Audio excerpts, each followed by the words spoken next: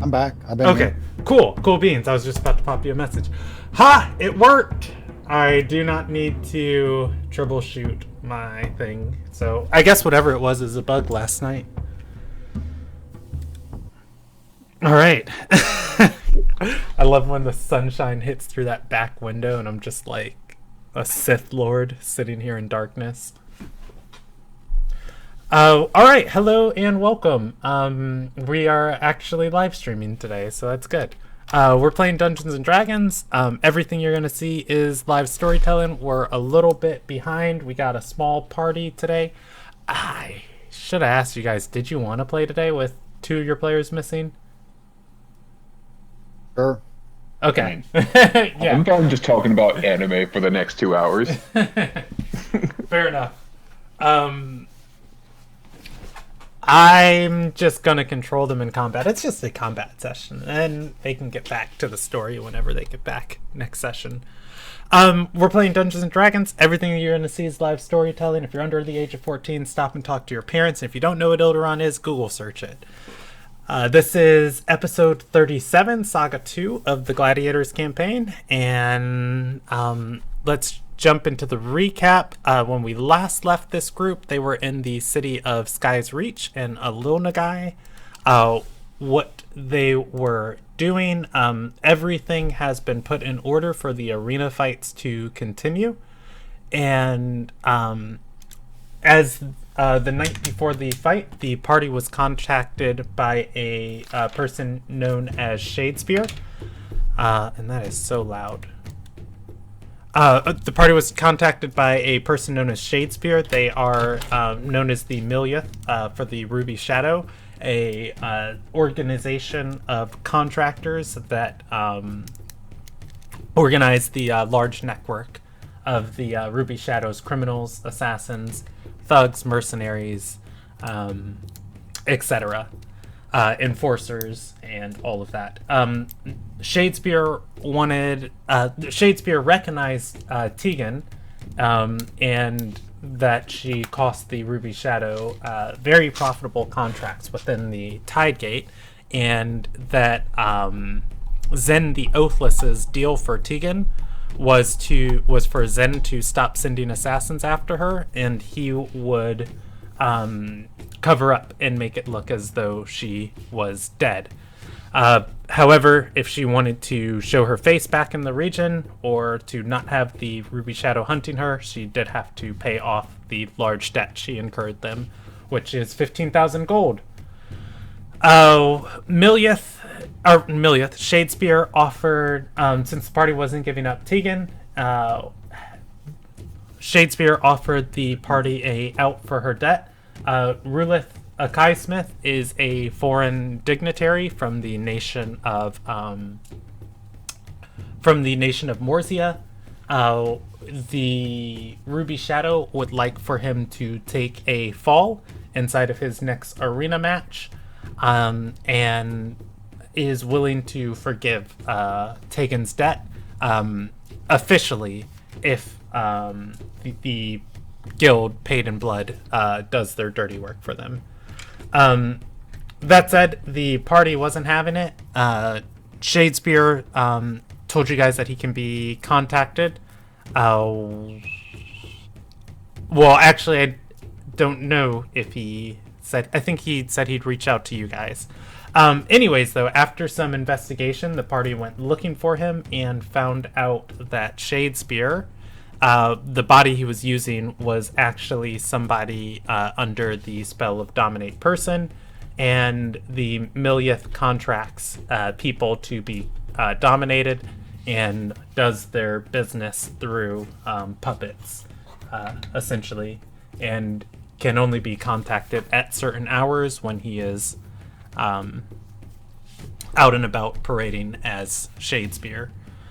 With that, the party went and talked to Rulith Akaismith, and told him what was going on, and after a little back and forth discussion, came to the conclusion that Rulith is going to try his best to win the fight. If things come down to it, though, and the party wants to and if things come down to it, though, and there's an opportunity to draw Shadespeare out of the shadows, Rulith would take a very convincing fall, almost as if it was real, saying he is fighting down to his last breath until he's unconscious, and he will try and make it look believable, as if you guys win, as if you guys murdered him. That said, the party to sell the deal or seal the deal went and got some very intense poison, essence of ether.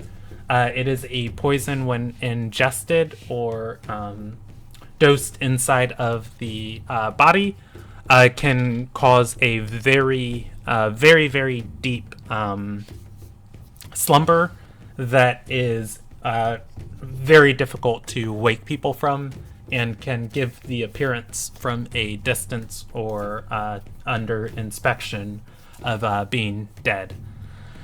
The party traded with a merchant by the name of Shokul for it, and Shokul also informed the party that, and the reason why they tracked down this lady is Shokul was actually a puppet for for Shadespeare once.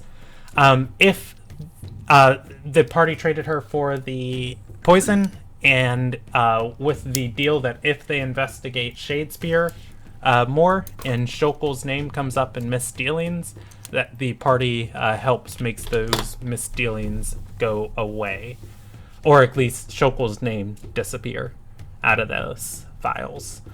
With that, the party agreed, took the poison, and is on their way to the arena.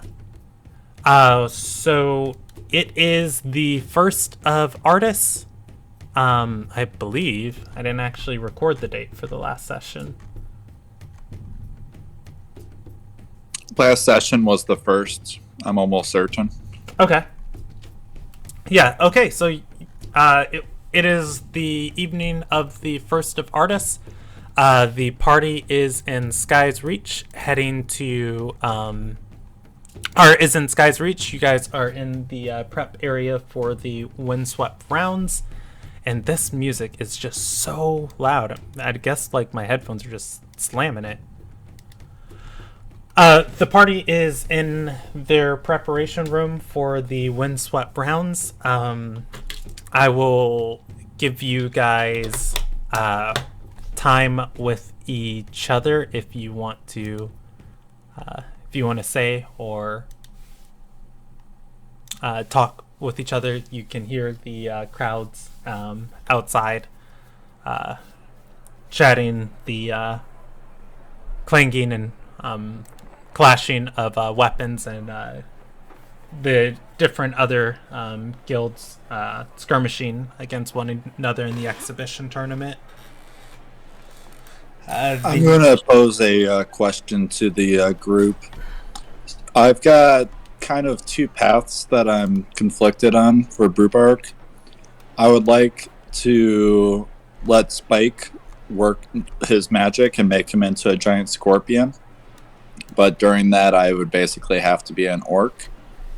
Otherwise, I could conjure lots of bears and transform into a bear. So, depending on how things are going and which way we're going, I might need a little recommendation on which direction to go. So, for the scorpion, out of character, I don't think you're restricted from shape changing. Just because you just have to maintain concentration, right? Correct. Okay, you may actually be able to switch to something that will help you maintain concentration. Maybe be like a constrictor snake, or something with a high con, so that those saving throws are easier. But I mean, other than that, if you're concentrating on that, then yeah, you could be out there actually slinging spells for a change. I mean, I know I've got some scary spells too. Huh? I've got a couple scary spells. Okay. Well, maybe do that until things aren't going so well or whatever, and you want to switch. assuming that happens. Yeah, just be careful and, bear in mind you're going to be a little squishier than usual. Okay. Bear in mind, not in body. Fear is for the weak. Indeed. Caution is for the brave.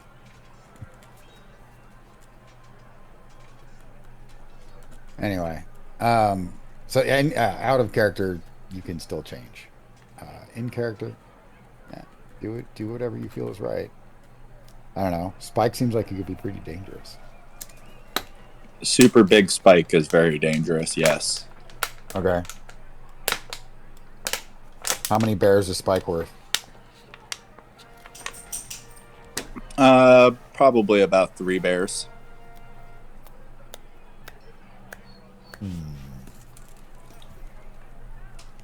So Spike is worth 3 bears, but usually you can make 4 bears and be a bear. Actually, Spike plus you turning into maybe a constrictor or whatever might be our best choice. I don't know.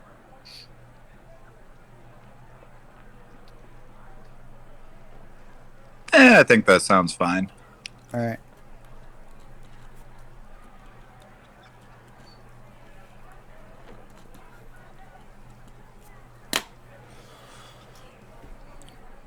All right. So other than that, I want to work out because he says if he goes down, he'll go down, and fake it. Kind of tempted to still use the essence because it didn't sound like he would do a fantastic job faking it. Who do you think? Who wants to be there to deliver? Brewbark XV immediately puts his finger to his nose. XV shakes her head. Yeah, XV. I don't figure your usual attacks are going to be suited for that. Brewbark definitely not. Because we'd have to put it on your mouth or something. That wouldn't go well. Regis would be a pretty decent option. Yeah. Regis is going to say, I use them all, and I'm angry half the time during the fight. I can't fumble around with poison. Fair enough. Okay. I'll take care of it, and I'll just put it on my shield spike. Use that for the finisher. Okay.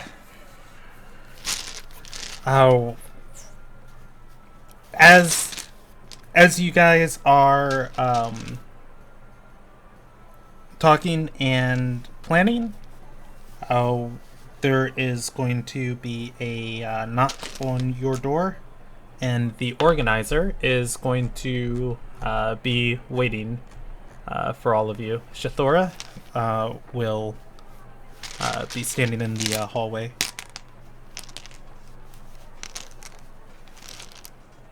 Is it time? She's going to nod and say, "It is indeed. However, I don't think I ever got the opportunity to thank you all for rescuing me from that awful plane." You're very welcome.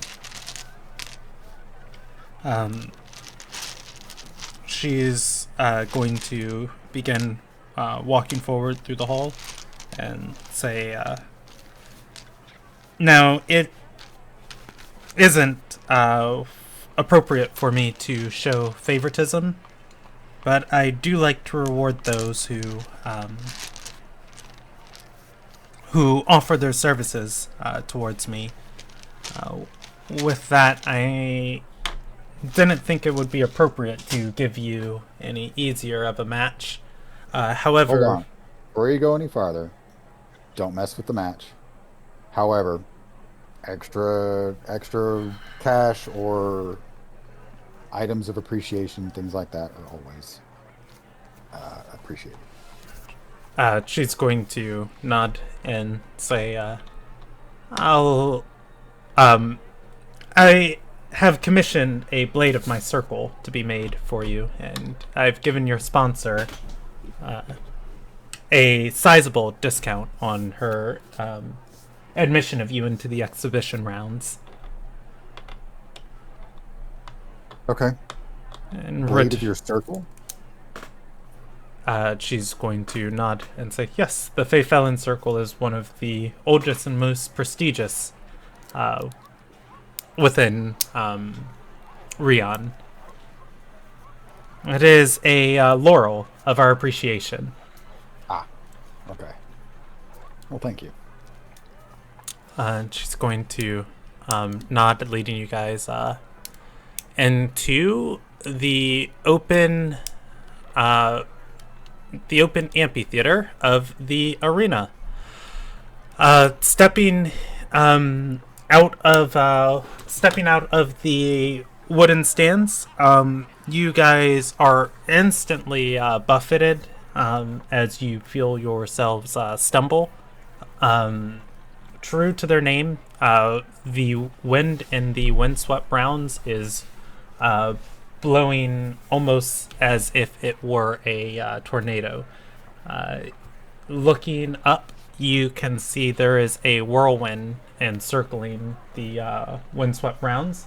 The fog here is still pretty thick, but it does give you guys more visibility as the winds are swirling it around, allowing for almost a eye of the storm view up to the sky. It is enough. It is wide enough that the stands and the people watching can view down into the arena floor. As you get closer to the center of the arena, the winds are less tumultuous.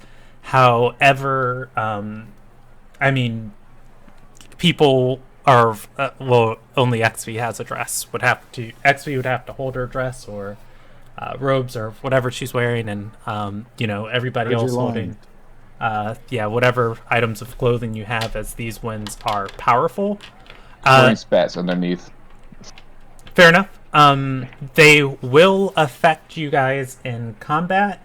I will allow a survival check, DC 12, to discern how.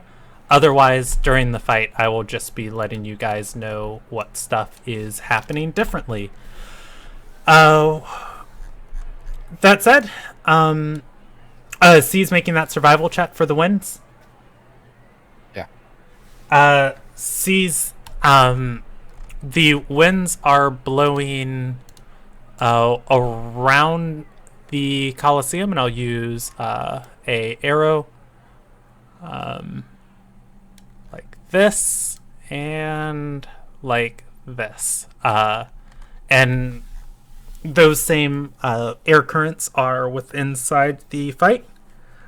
Sees, if you lose your footing, you're going to be pushed much further into the winds than you would normally.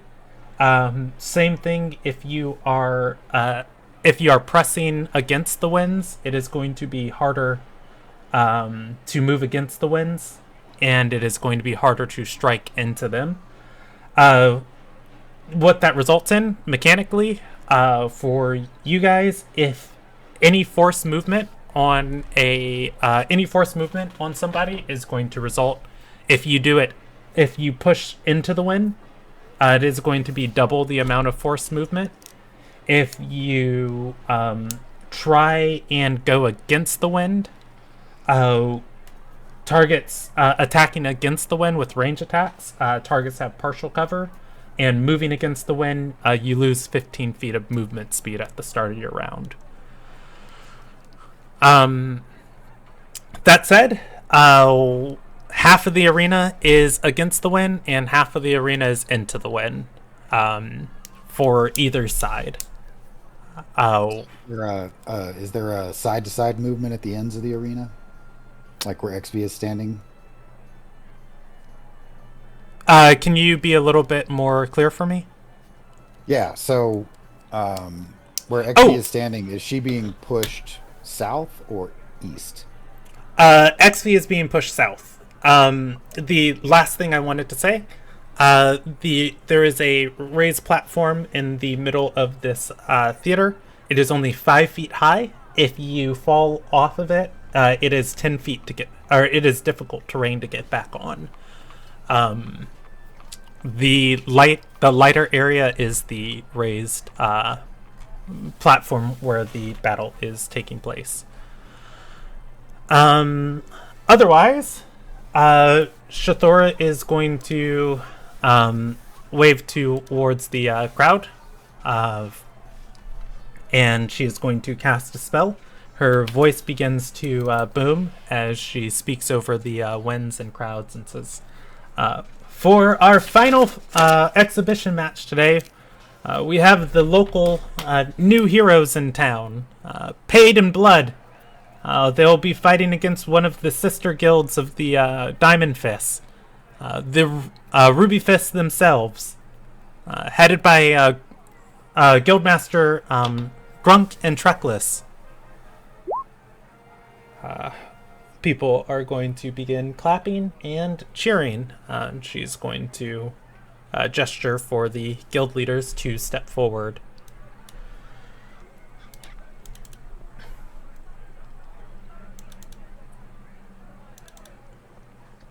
All right, C steps forward.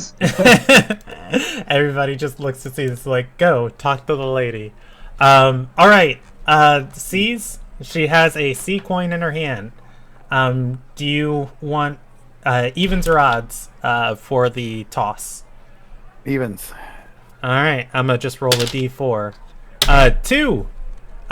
You get to pick the type of duel. They get to pick who participates in it. Oh, I didn't remember we were doing. Or I'm sorry. You can choose. Do you want to pick the type of duel, or do you want to pick who participates? You get to pick which option you want.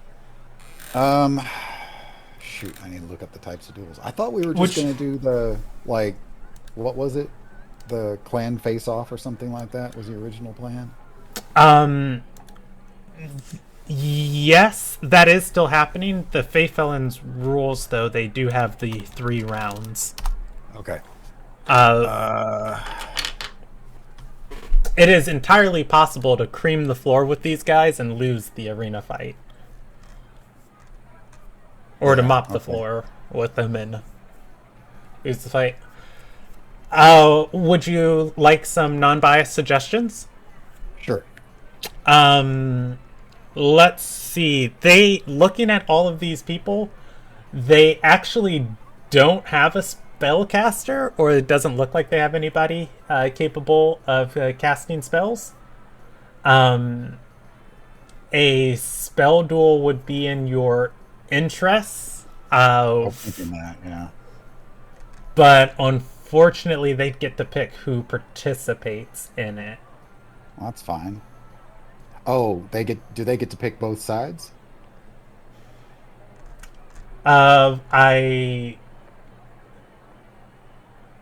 do believe so.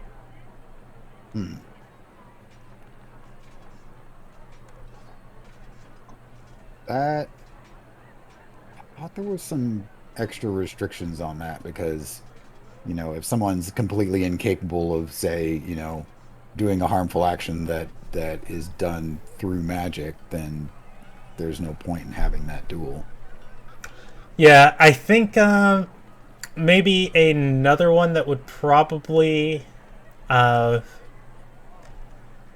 benefit you guys. Man, they're really capable in all of these other ones. I don't know, maybe it's giving up the duel. Maybe the Hunter's duel would probably be the only other one that you guys would have a good opportunity in. What the Hunter's duel was the one that was who kills the most things, right? Yes. Yeah.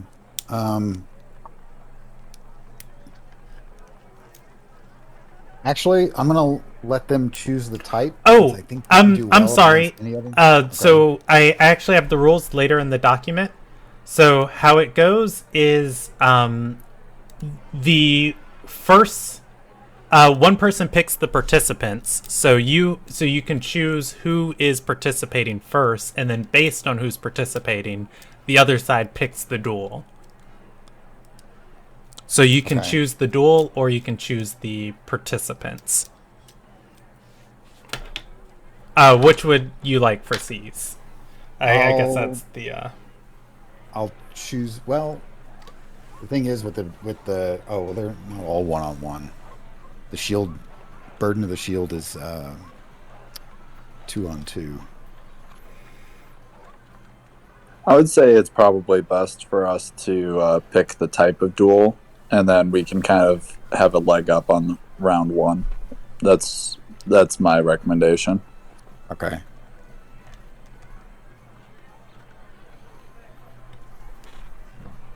And then we'll just pick whatever one is best for based on our team, because we don't know what they're capable of, really. We can just decide off of how good our people are at whatever they're good at. Okay. I'm thinking we ought to let them choose the duel, and then we pick the people. Okay. So, C's has elected to pick the participants. C's, Rulith agreed to fight the first part of any of these matches at disadvantage, so the rest of his guildies are standing off in the background. Treckless, Grunk, and Rulith are on stage.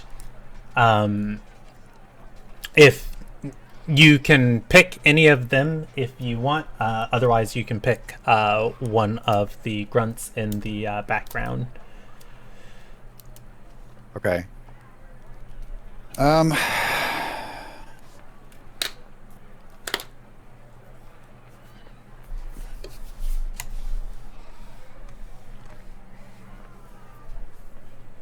Well, let's give him a good show. Maybe I'm gonna let Regis wear Ruloff down a bit. All right, Regis is going to step forward. Rulith is also going to step forward. He's going to size up. He's going to size up Regis and is going to say, I read it by my size, do you? he's going to say a weapons duel, and he'll gesture for Treckless. Treckless will bring a sword, a dagger, and another short sword. Oh, all right. Regis only owns one weapon, I believe. Okay. Splintle or C's will hand him a trident. Okay. And unfortunately, everything else is attached. So. All right. Well, you can hold on to the trident. He only needs one for now. I think that's... Okay. Does anybody else have a spare something, or does the arena have a giant hammer or something we can... Regis has two hand axes. So I guess... I have a scimitar, sickle, quarterstaff, mace. Mace might be a good one for him. That's pretty much what I've got. Also a spear. I have a crowbar. Regis is gonna say, "Give me the quarterstaff when I need it," and he'll step forward. All right. So that is going to start the fight. They'll You want to drive Regis so you're not just playing with yourself? I had a joke, but we're on stream, so I'll keep it to myself. Sees Regis will need you to help him should he be disarmed. Sure. Well, don't know. I didn't ask Os if he's comfortable with other people playing or looking at his character, but if it's a problem, I'll take the blame. Okay. Let me I have give a feeling you. he wouldn't care. Yeah, let me give you access to his sheet. Most of the time, I try not to let players be secret evil players or things like that, but in the past, I've had people like, I don't want people to see the notes on my sheet. Know my family's lineage or my goals. It's like, alright, dude. Okay, I have got to, unfortunately, load this in Mozilla Firefox. I forgot new Roll20 hates it when I open and close a single sheet. Well, it seems like you I should- can see his stuff, so no worries. Yeah, you should have access to it now. Yeah, I got it. I like the Roll20 update, giving us dark mode and a smoother UI, but it also hates Google Chrome. Yeah, little problem with that I ran into already is at least my bio when it's in dark mode, is black on black basically and impossible to read. Yeah. However, I found a workaround. If you take it out of dark mode and then pop the window out and then switch it back to dark mode, then it's fine. Okay, good to know. I'm going to bring up the turn order. Go ahead and give me initiative for Regus. Let's see. Oh, okay, that was his. I don't know how to make it show up as him instead of me, but That's fine. I'll take and add turn and there we go. I got it. 20. That's a good initiative. Alright, and oof, Rulith is going to fail. Alright, well, not fail, but not roll well. Rulith bows. Shithora is going to step out of the way. And the fight has commenced. Regus has the first attack of the round. Or he has one initiative. What does he want to do? Move to there. And since it's all about the disarms, we will start with... He's got 2 attacks. Yeah, let's just go ahead and start with the disarm. That's what athletics roll, right? Yes. Okay. He's raging, of course. All right. So if there's anything else we could be paying attention to here? No, that's fine. I just need to look at... And he's going, well, does reckless attack apply to that? It does apply... Oh, no, reckless attack does not. Okay. Well, it's a 25 either way. Yeah, that's a monster of a roll. Okay. I mean, I don't think he can beat that whatsoever. The only thing I need to see is if he can contest it with acrobatics. Because it has been a long time since we've made a disarming check at someone. 271. Our usual way of disarming people is just knocking them out. Haha, he can contest it with acrobatics. So I'm going to keep that same roll, and I'm going to add his acrobatics instead. So he still fails it. Okay. Alright, the short sword is going to go flying from his hand. At which point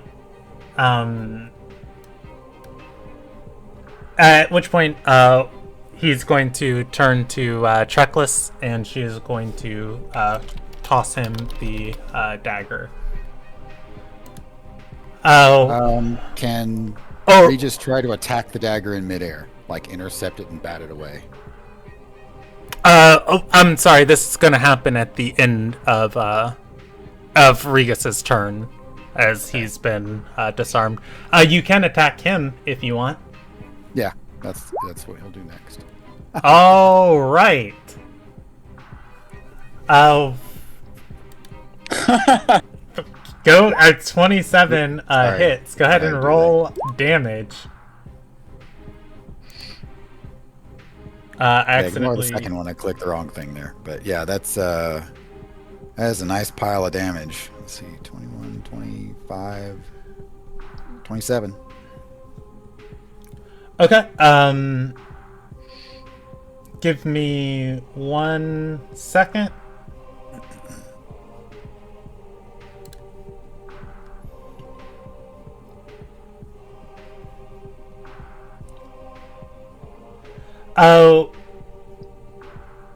Rulith is going to catch Regis's mace, and he is going to. You're going to see a steadfast determination as he focuses on his hand. The mace pauses in air, and he gives himself immunity to the bludgeoning damage. He still takes the lightning damage, though. At which point he will throw Regis's mace aside. Regis still has it in his hand. Okay. At that, Rulith is going to shift. Is going to take the dagger from Checkless, shift around Regis, and is going to multi-attack. Did Regis reckless attack last turn? No, because it didn't apply to the disarm. Okay. The 12 is going to miss. He'll take another. 18 versus Regis's AC. Regis's AC is an 18, so I think that'll touch it. That is going to touch. Give me a strength saving throw as the dagger connects.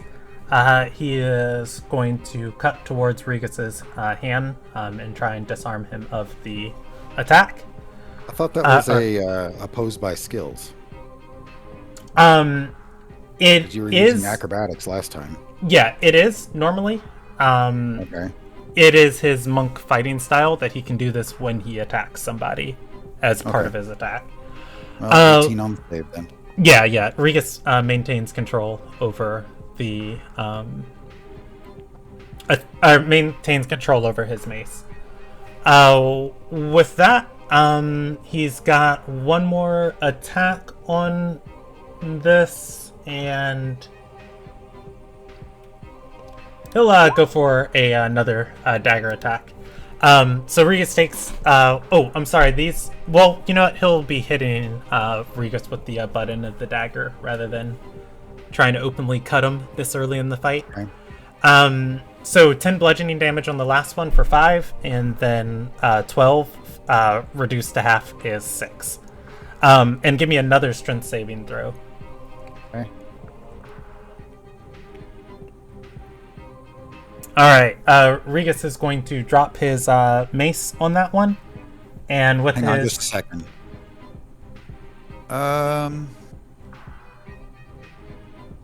Checking to see. I think Regis has something he can do about that.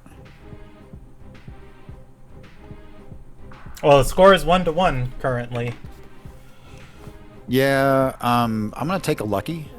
Okay, go for it. Reroll that. I'm gonna just take the first roll of that. Yeah, if only.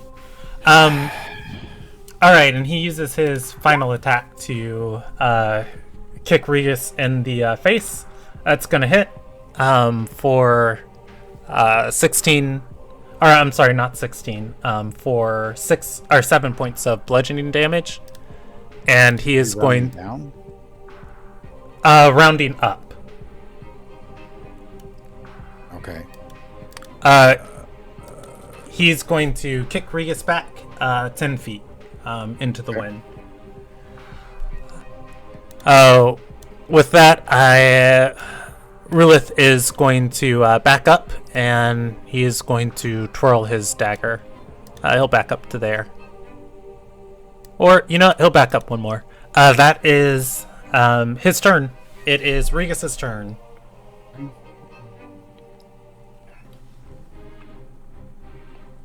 Okay, Regis will just run around right there. He ran following the wind down Okay. the left-hand side of the arena, and then just did a hook at the end. Held out his hand to seize for the trident as he kind of like a baton pass, and he just had to hold it. It was right there in his hand. Trident! All right. Let's see. That should be. I'm going to use the hand axe because that's just the same modifier. Okay, go for it. Aaron, are you making an attack or a disarming attempt? Oh, that's a good point. You can just knock him out if you knock him out before you get through all those weapons. That's a thing, but you guys both look really good for the fight. Okay.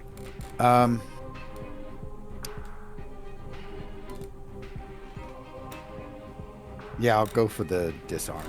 Okay. I'll let you re-roll that. Just give Okay. me a athletics check. Okay.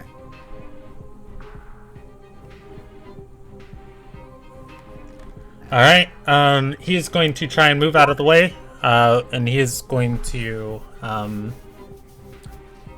just glance or dodge to the side as Regus goes for his weapon with the trident. Okay. And you have one more attack with your attack action. I'll go for another disarm. I think a halfway decent roll will help make this happen. Okay. I just Oh, maybe not Whoa. against that, or not with that crap roll either. Jeez. all right. He's going to attempt to disarm Regus. He'll take the multi-attack action and substitute his first attack. Well, enough of that. I'll just keep making Regus roll saves. He takes the dagger to Regus's weapon. Regus, yeah. Or to Regus's hands. Regus is going to be able to maintain his grip on this trident, and that 15 is going to miss. Wow. Regus barely take 5 damage there. Yeah, he takes 5 damage. The 15 does miss. At which point, he'll use his bonus action again to roundhouse kick Regus again. And Did not account for the wind. yeah, I'm gonna roll a critical fail on that. He is alright on critical fails.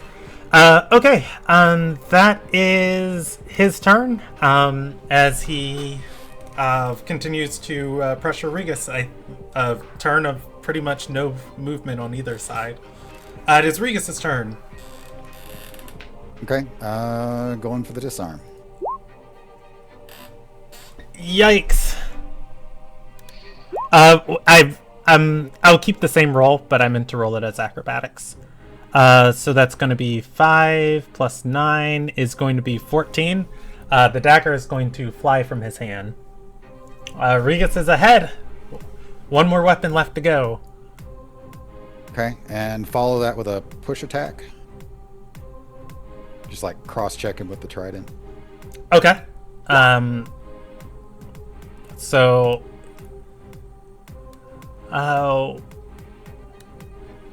he can choose to contest it. He is not. He is going to let Regus shove him back. He'll go back 10 feet. And Regis just follows him up. Okay. On his turn, he'll gesture for Truckles to give him his last weapon. She'll come and toss him the last short sword.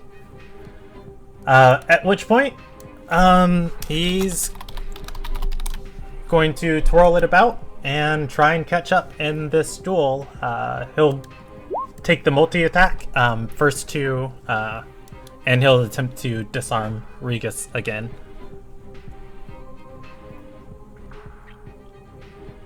that one disarm or two disarms? The first one is an attempt to disarm him. The second slash, he...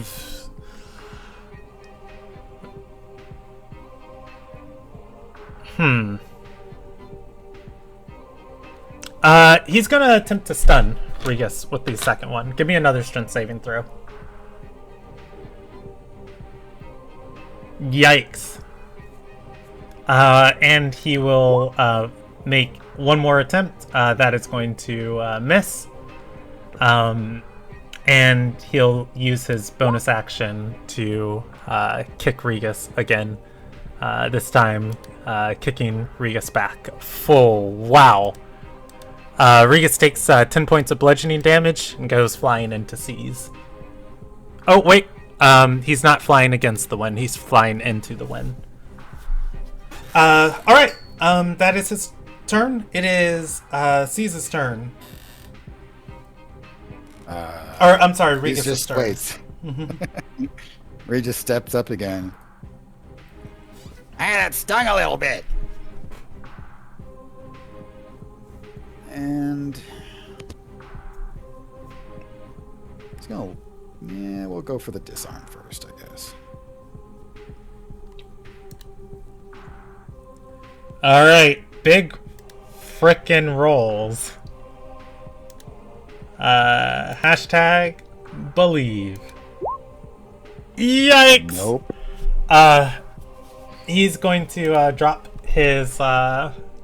He's gonna drop his sword, and he'll put up his hands and defeat. All right. At that, Regis has won the first round of the duels. And the crowd goes, whoa! Oh! Yeah, that is a heck of a first start to this. Rulith is going to smile at Regis. He'll put his fists together and bow in respect to Regis. All right. At that, the second round is going to be the performance round. If you guys want to come up with anything, you're welcome to. While you guys plan the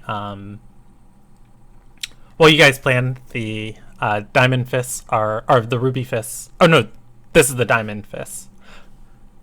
Wait, which guild is this? I just confused myself. Yeah, this is the ruby fist. I was like, no, this actually is the ruby fist. I got the right one in the first one. The ruby fist is going to take their turn. Or is going to take the opportunity. Grunk and Treckles are going to put their hands out. Rulith is going to run towards them, and they are going to toss Rulith in the air onto the pillar here. Rulith bows towards the crowd. He takes a kata, a stance of just kind of like a flowing, practicing martial arts stance. He does a few sweeping movements, and he is going to leap from one of these pillars to the next. He's able to do so with just his movement speed. However, when he gets here, he's going to leap across the arena with those after taking a few practice moments, and he'll do a performance check for the crowd as far as his kata, and then he'll do an acrobatics check to leap across here. I gotta calculate his standing long jump, and then we'll see what that DC needs to be for him.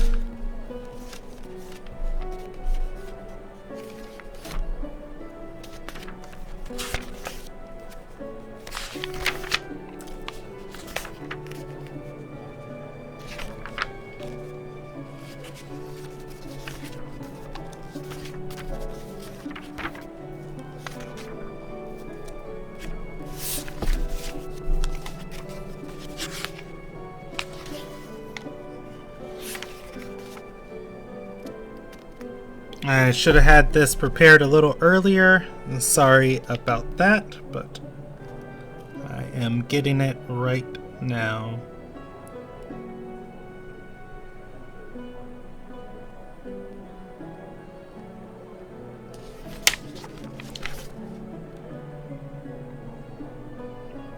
Sometimes I really despise how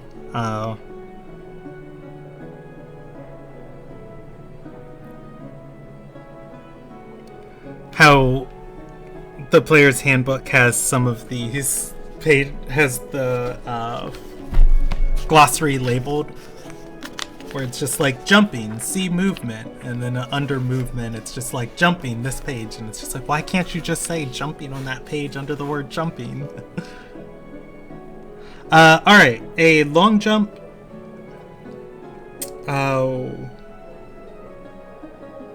Can leap. Okay, a DC 10 acrobatics check. And you can leap half your...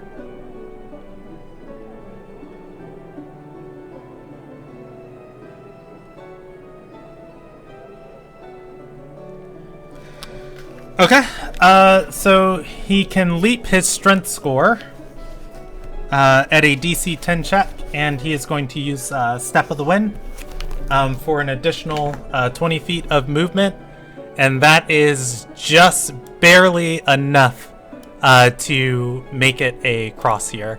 Actually, it's 34 feet, and it's a 35 feet leap, so I'm going to give him a dexterity saving throw DC 14 in order to... Yikes! Rulith is going to miss that leap, and he is going to just barely come just short of that pillar, at which point he'll climb back up it and finish the rest of his performance. Flipping down, and does he stick the landing? He does not stick the landing. Not going to be a very hard performance to beat. The wind has Rulith kind of stumbling around as he lands on the ground, almost trips over himself, gets his feet underneath himself. Alright. Rulith looks a little bit shaken. However, the crowd did seem thoroughly entertained, even watching him scared he wouldn't make that massive leap across the Coliseum into the winds. It is the Paid in Blood's turn to entertain the masses. We did previously rehearsed a routine at our last stadium where we kind of had a conquer the bear skit sort of thing where it was kind of comical and silly. Did we want to try and do something similar to that, or do something a little bit different? I was thinking comedy would be good, but I completely forgot about that one. So remind me of the details, and I'm happy to go with it. I think you guys we had played... two preparations. We had one where we played Regis volleyball, and that was also great. Previously to that, I think we had myself turn into a big bear, and I comically would try and avoid getting hit and just be over dramatic, and I lost in the end. Sort of drama. Given the wind, actually, I think Halfling Ball might be extra entertaining. That could be fun. All right, let's do that. I'll say all you guys have to do is describe kind of what you do, and then give me one performance check for Brewbark, one for Regis, and one for Seas, and then whoever is tossing, whoever the other person is tossing Regis around. Okay, so Seas will be MC. Three of you beat DC 16. You guys are going to outperform them.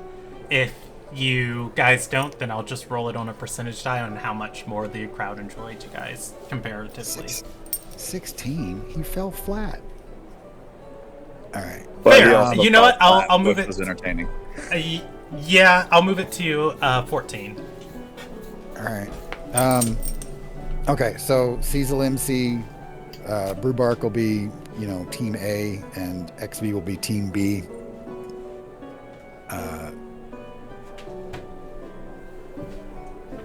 So they'll do like 2 or 3 rounds depending on how it goes, and let XV like break out the extra tentacles, and Brewbark can whatever you feel like. Brewbark will have his cape billow exceptionally pretty. And All right. By the way, while you're thinking about it, do throw some heals on Regis. He could probably use a little buff out some of those dents. Yeah, I'll throw a healing word on him. Can the billowing cape billow in the opposite direction of the wind?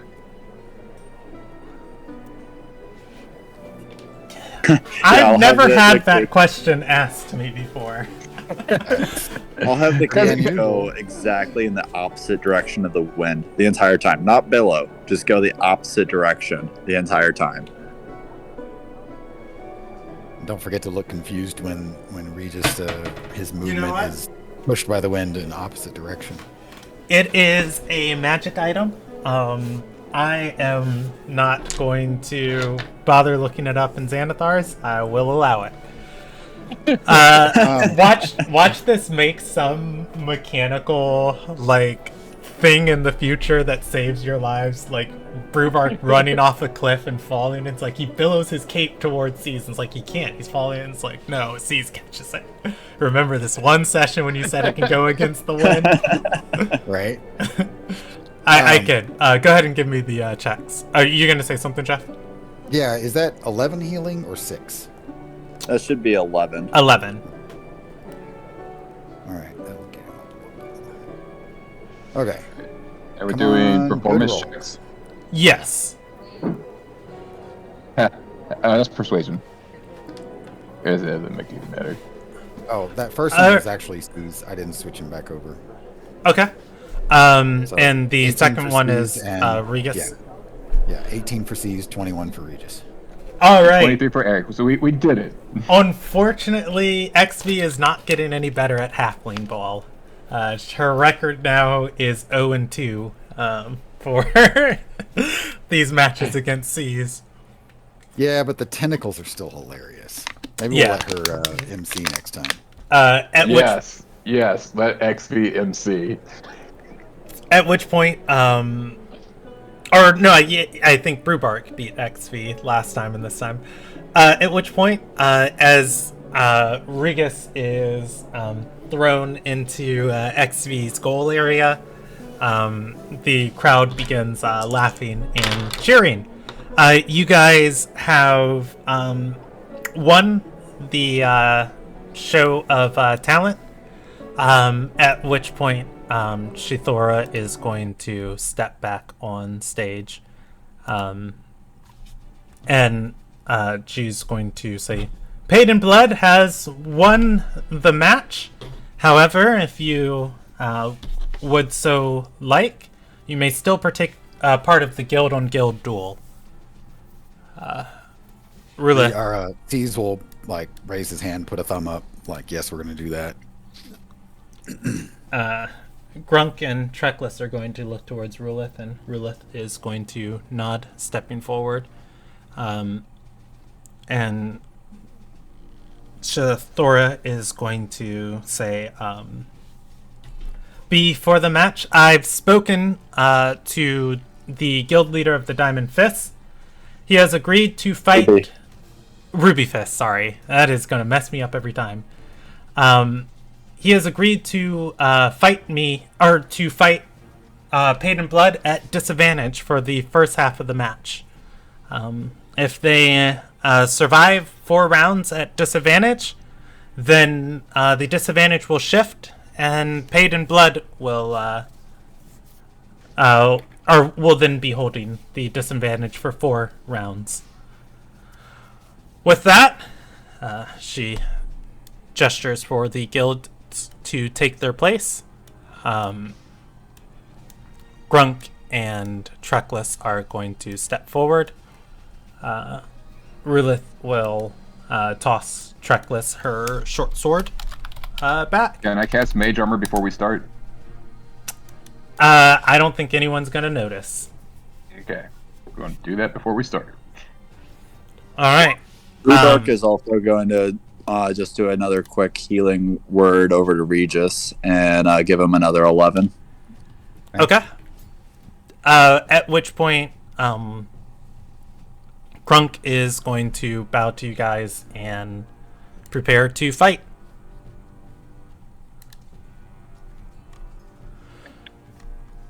Are we all 5 of us fighting those 3? I thought it was going to be a 4-on-3. Oh, 4. you guys have the numbers advantage right now. You can put as many as you want against them, and then it will reverse if they survive. Thank you.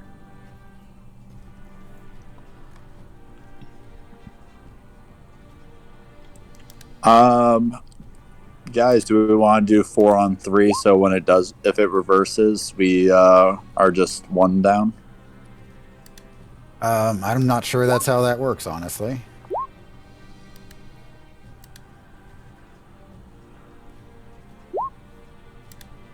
Next who's gonna shrug. So,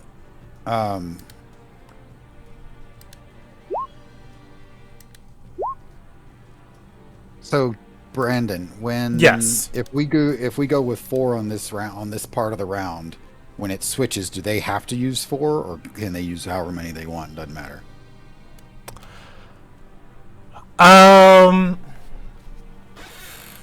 So a lot of this is on honor, so they'd have to at least be a man up on you. It would, if they put in too many, I feel like you guys could reasonably say like, whoa, hold up. Okay. So I see no reason for us to not go with all of us for this first round. All right. Nope. No. No. No Okay, I see what you mean. No, never mind. Honor, I get it. So we should only be 1 up if we want to be That's honorable. kind of my point. It's Okay. It's a little lopsided if we go in guns blazing 5 people and we all start wailing on them. Right. Okay. We'll let. I mean, you guys could go in all 5. Let's leave Tyson aside for this round. Okay. Like, so if we need reinforcements or swap him out for the next round, that'll be good. All right. At that, I accidentally rolled initiative for Regis with somebody else's sheet. So go ahead and re-roll his initiative for this new part of combat. Good. Oh, did you? What did you roll? 16? Yeah, he got a 16. Okay. And C's is on 13. Let me add C's. Is everybody else's initiative shown? We got Brubark, C's, XV, and Regis. Okay. Oh, C's is on 13. Yeah, I'm editing it right now. Okay. I didn't think. All right. So Grunk bows, and XV has 1 initiative. All right. XV is going. Excuse me a minute. Okay.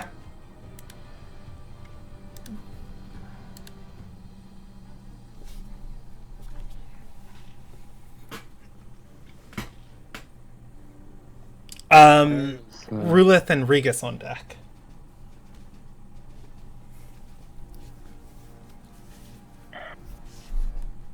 What were you asking, Jordan?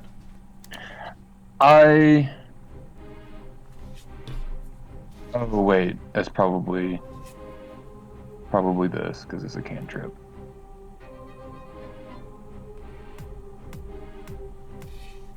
Well, don't hold back. Now's the Okay. time. If you want Yeah, to throw no. hard, do it. No. I remember last session that I was firing 2 Eldritch Blasts around, and I was like, how am I doing that? I couldn't figure out on my character sheet how, and the answer is because it's a cantrip, so it gets upgraded. Yeah. Yeah. And Eldritch Blast upgrade's weird. The rest of them just get more dice. Yeah, that's why that's where I was confused at. All right, I'm going to Eldritch Blast Grunk.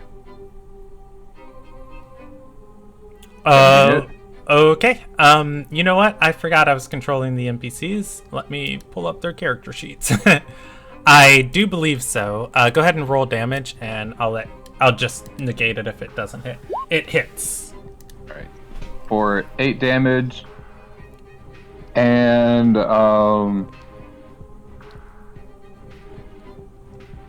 he's reduced by 10 feet. Okay. And then I'm going to do it again. Another 17. 6 damage. And All right. once per turn to 10 feet. And then I'm going to bonus action summon my tentacle right next to Grunk. Okay, give me that extra attack. Alright. 24 hits. 24 hits. Roll damage. 8 damage, and he's reduced by another 10 feet. Okay. He's got a massive movement speed of 10 for this round. All right. Will set me up very nicely. Thank you. At the end of XV's turn, Rulith is going to use a legendary action. At which point Grunk says, "All right, everybody, just keep your heads on." Rulith's going to say, "For great glory!" And he is going to step forward, or start charging forward. Can I have my tentacle? Yes, you can. Do I have it in your companions? I do. Tentacle. Thank you. Attack of opportunity It is as he passes. no, it is ethereal. It doesn't have a reaction. All right. Rulith runs to there with his legendary action. On his turn, he is going to move here, and he will step of the wind, moving past Brewbark and next to XV. He is going to attack, and attack. For sure, all those will hit. Well, 2 at XV, and then depending on, or 2 at XV, 1 at Regus, and depending on if he hits with any of these, that determines if he can use his, he cannot roundhouse kick this round because he already used his bonus action, so it doesn't matter. So XV, Regus, 13 versus XV's AC. Does that hit? No, that misses. But the Okay. 19 hits. Go ahead and give me a strength saving throw against being stunned, and then 5 damage towards XV and 6 damage towards Regus. And Regis is already raging. If XB can cast. Yeah, I gave everybody else 1 round, but go for it. Okay. With I that, just reduce the damage. okay. With that, give me a saving throw for being stunned for Regus. All right, Regus and XV are stunned for 1 round. As Rulith charges in, Grunk is going to swear and say, "Damn it!" At which point, it is Regus's turn. He is stunned. It is Grunk's turn. Grunk is going to look towards you guys, and he wants to stay upwind. He's going to say, "Rulith, all we have to do is survive. Get the bridge back over here." He takes a dodge action. Brubark, it is your turn.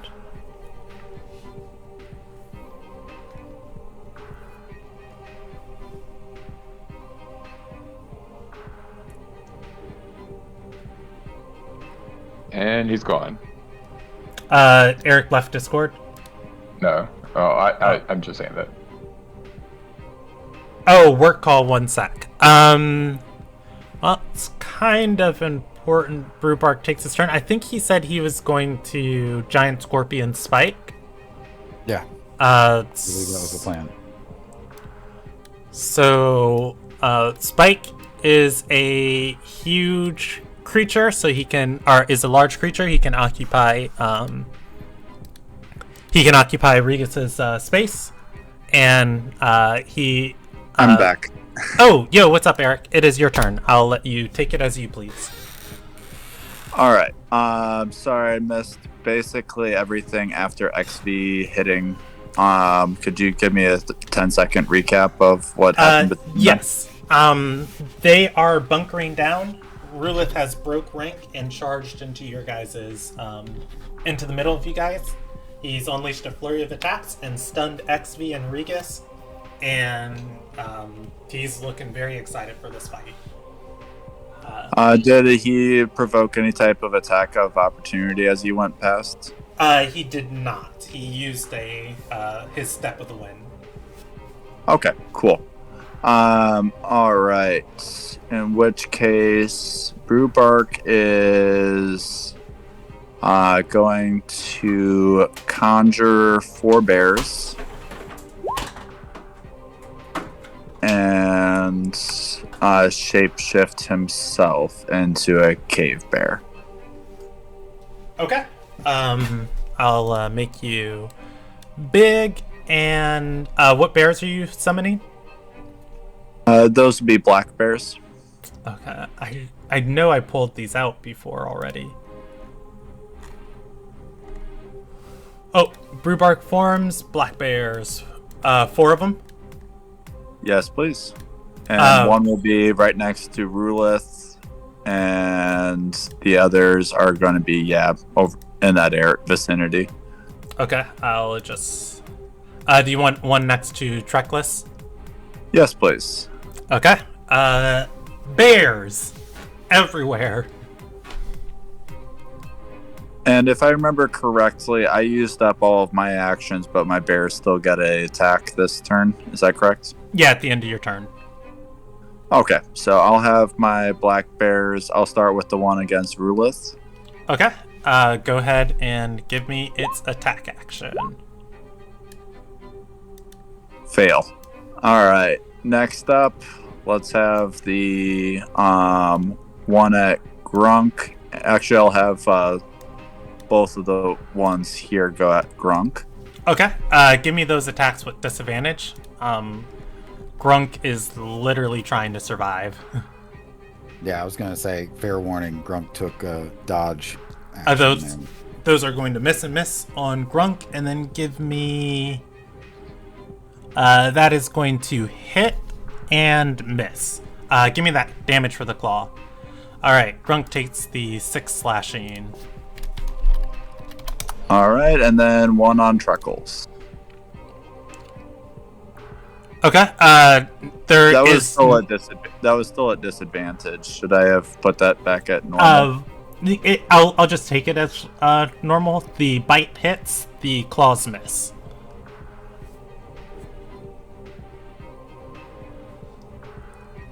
All right. You deal 3 points of piercing damage to Treckles, and she has not taken any damage this fight, so I'm gonna reset her HP to what it's supposed to be. All right. That hits, and it is at the end of Brubark's turn. Rulith is going to take a legendary action, and he's going to say, "Now this is fun, isn't it?" And he's literally surrounded by every single thing. He is going to shove he's going to shove Seize as an attack at Seize. 25 versus your AC, or 26 versus your AC. He'll hit. All right. He shoves Seize 10 feet. There's no save against that? No, Or this is counter? this is just one of his legendary actions.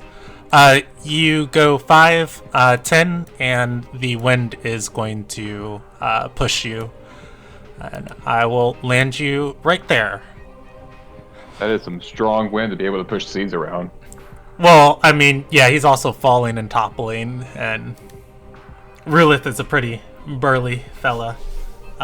He's going to put his hands up as he looks towards the rest of the party. Alright, that is his legendary action. Seize, it is your turn. You have been shoved off the platform. Isn't it Regis? Oh, it is Cease. Never mind. I've really missed a lot. My bad. Does he have to get back up again or anything like that, or is he on his feet? You are on your feet. It is difficult terrain to get back onto the platform. Actually move to there? And Uh, I mean, I assume he doesn't have to be on the platform to officially fight, right? Yeah, but you do lose 15 feet of movement, moving against the wind.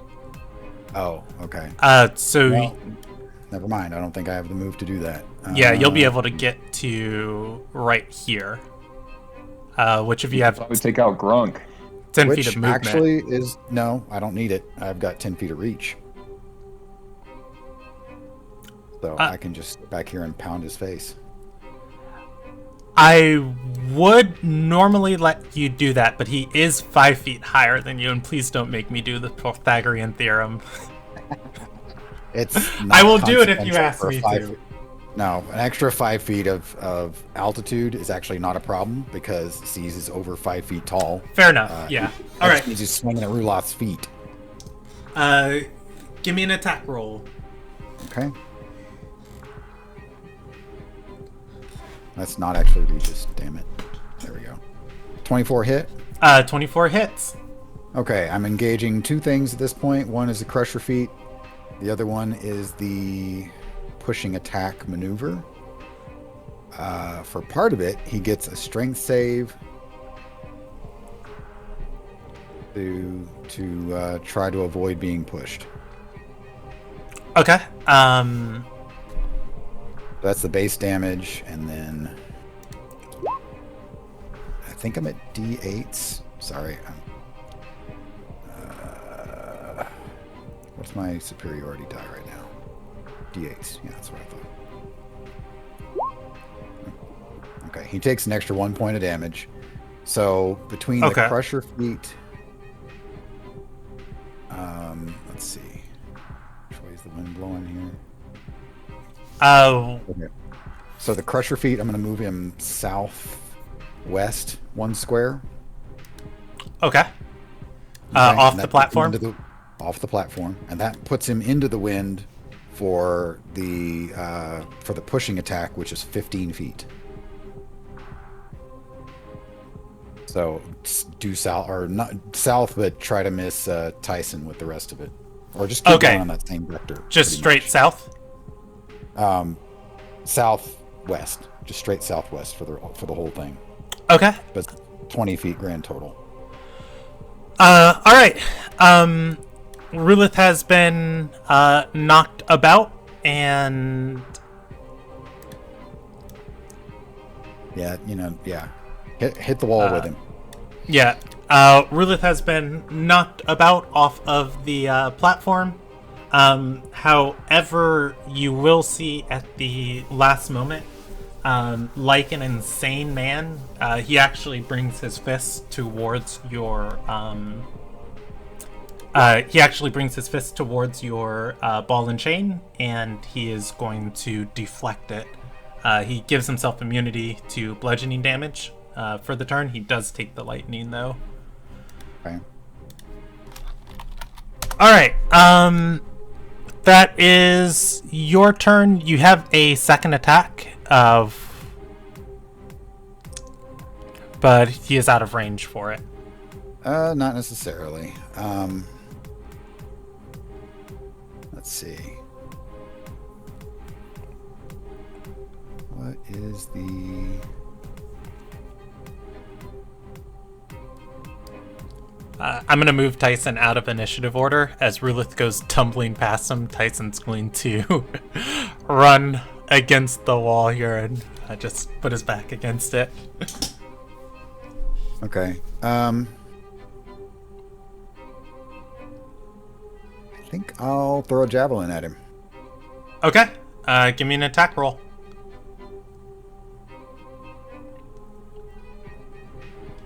Why don't I have the I thought I had javelins. Sorry, hang on. No worries. I'll throw a trident at him. Throw a trident, right? I mean, in Minecraft you can. Treckless, XV, and Rulith Regis. Grunk, Brewbark on deck. Sorry. You're fine. It's going to be a pretty quick next round. I don't think your javelin can kill him, so I'm going to take the next set of rounds, but just give me the attack roll and I'll deal Well, the... I thought I had tridents. I don't see it on my sheet, so I was thinking of some other character or something like that. But I was looking for the trident. Oh yeah, range 20-60. So I pushed him 20 feet. I think he should be about... No, he should be just outside of range. Yeah, you'd throw it with disadvantage. 1, 2, 3. I was out of movement, is that right? Yes. You use 30 feet of movement to get to where you're at. Okay. Okay. I got it. There. That is going to hit. Roll damage. It's also piercing, so... Oh, wait. Yeah. Hey, your thing says my attacks... Well, it doesn't matter, but my attacks have advantage, so I break even. All right. Oh, wait. No, that does matter. That 28's a crit. Okay. Roll me one more d6.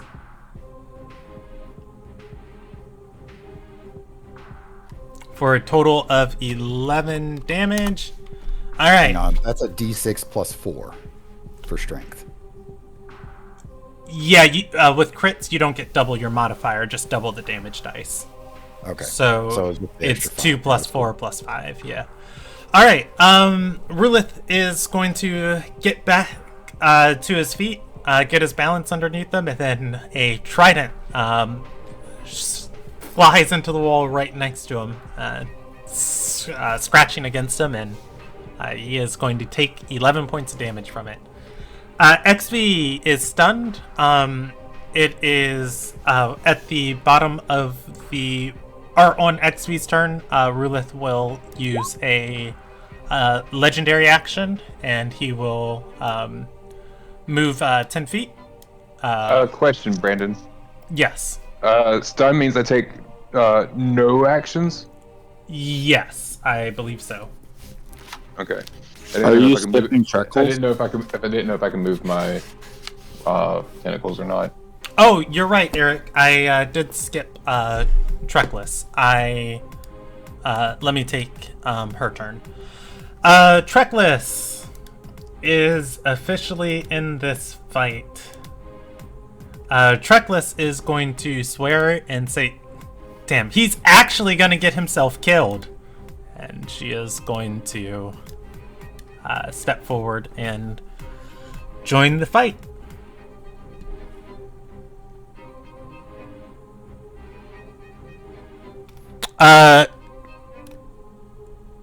Treckless is going to attack, and attack. Well, her third attack will be determined if the first one hits or misses. That misses. That hits. And she will land this last attack at the bear to the north. 12 versus its AC. I think that touches. 11. It hits. They get a... All right.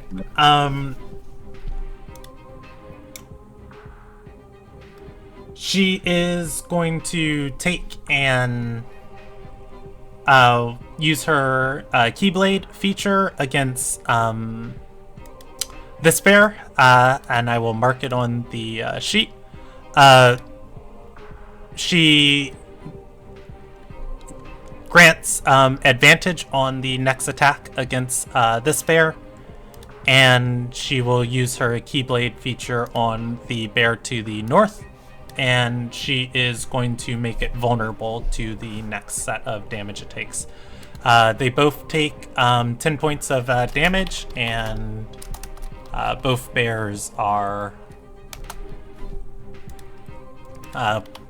not gonna be having a great time, as they are both bloodied. At that is her turn, and I think she's just gonna pleasantly wait here and not take a million attacks of opportunity. Alright, XV is stunned. At the bottom, or at the end of XV's turn, Rulith is going to use a legendary action, and he is going to use his weave as he flows with the wind. That is XV's turn. At the start of his turn, he'll lose 15 feet of movement, and he is going to... God, he wants to be right back there, but he's just going to get batted away again. Maybe. He'll actually move with the wind, and he'll climb back on stage, and Rulith will take the multi-attack again. First attack at XV, second at Regis, third at Brewbark. And XV, go ahead and give me a another save against the a con save against being stunned. And Whoa. Was it strength or con I was supposed to roll? It was you con. had me roll strength last time. Okay, that was my bad. It was supposed to be con. Would you have made it with a con saving throw? Oh boy, let me see. What did I roll? You rolled a 10, I think. Hold on. I rolled a 13. And 13 plus 8. You would have made it. I took your turn away from you. What I'll do for you is you make this one. Okay. Alright. So you're not stunned. Brewbark, I believe that 16 hits you in bear form. Yeah. Alright, give me 2 constitution saving throws. Would have made this one too. I am sorry, Jordan. I'm a little upset. Okay, it's literally the same for either. Alright. Yeah. Alright, you are going to not be stunned. You do lose concentration on the bears. No! Alright, that is... Oh, Rulith gets another attack. He is going to roundhouse kick somebody. Oh, how much damage did I take from that last hit? 9. 9.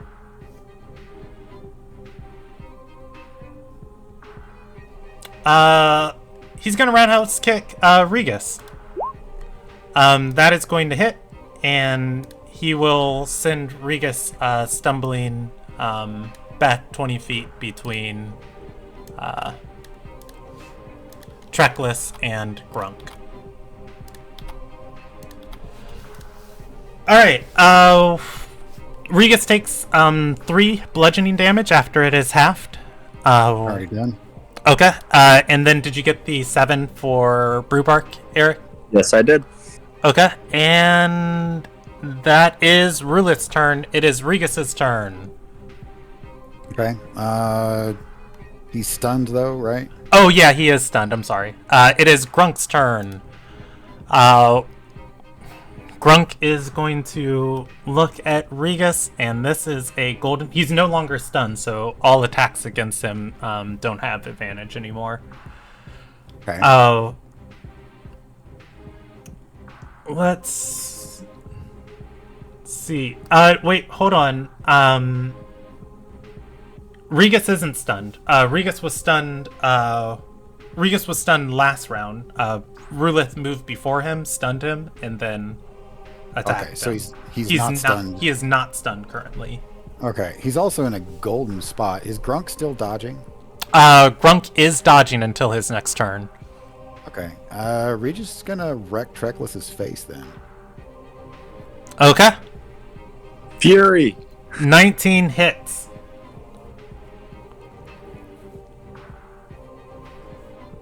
I have 14 points of damage. All right. Swing. Oof. That 25 hits. Roll damage. I have another 14 points of damage. That hurts. That And is a third a hit, too. 28 points of damage. Treckless is not bloodied yet. He can actually take another. No. C's has 3 attacks. Regis only has 2. C's only has 2. Oh, Regis okay. has 3. Regis has 3. He No. does, Barbarians No. only get 2.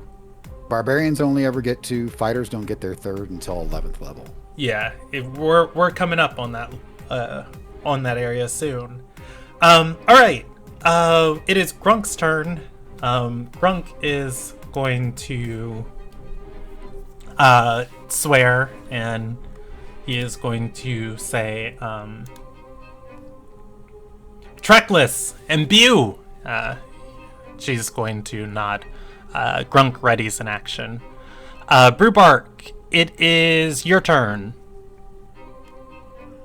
Rulith is right in front of me. I am He is. going to wreck him.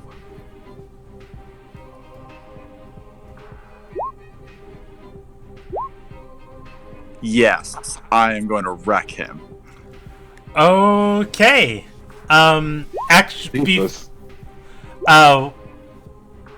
good lord. Okay. I say good day. Yeah, you're going to bite him. Rulith is going to take the damage. As you come in with your claws, he is going to deflect them and give himself immunity to the slashing damage. Alright.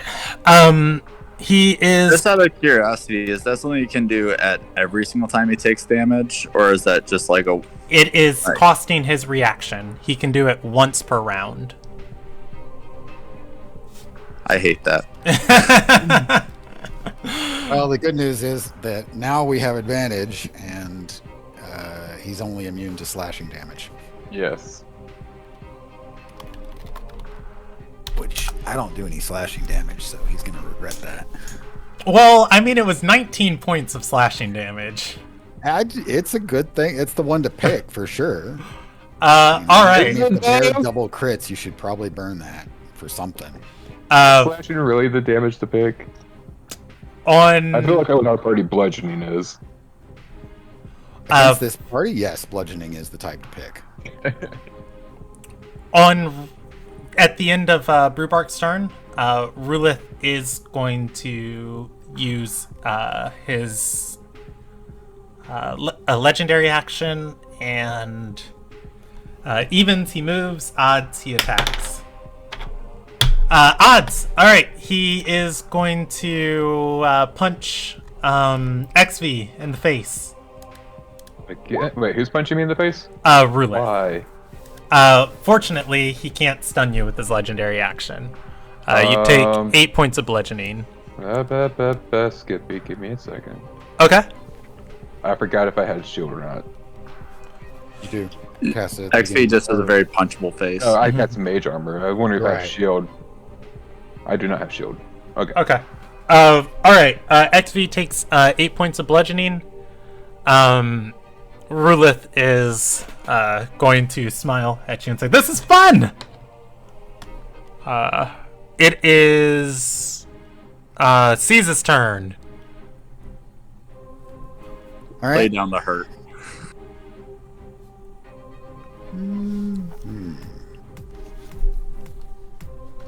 Well, the damage actually outputs better from back here, so I'll do that and then step up. Let's see if there's any other fancy stuff I want to try, though.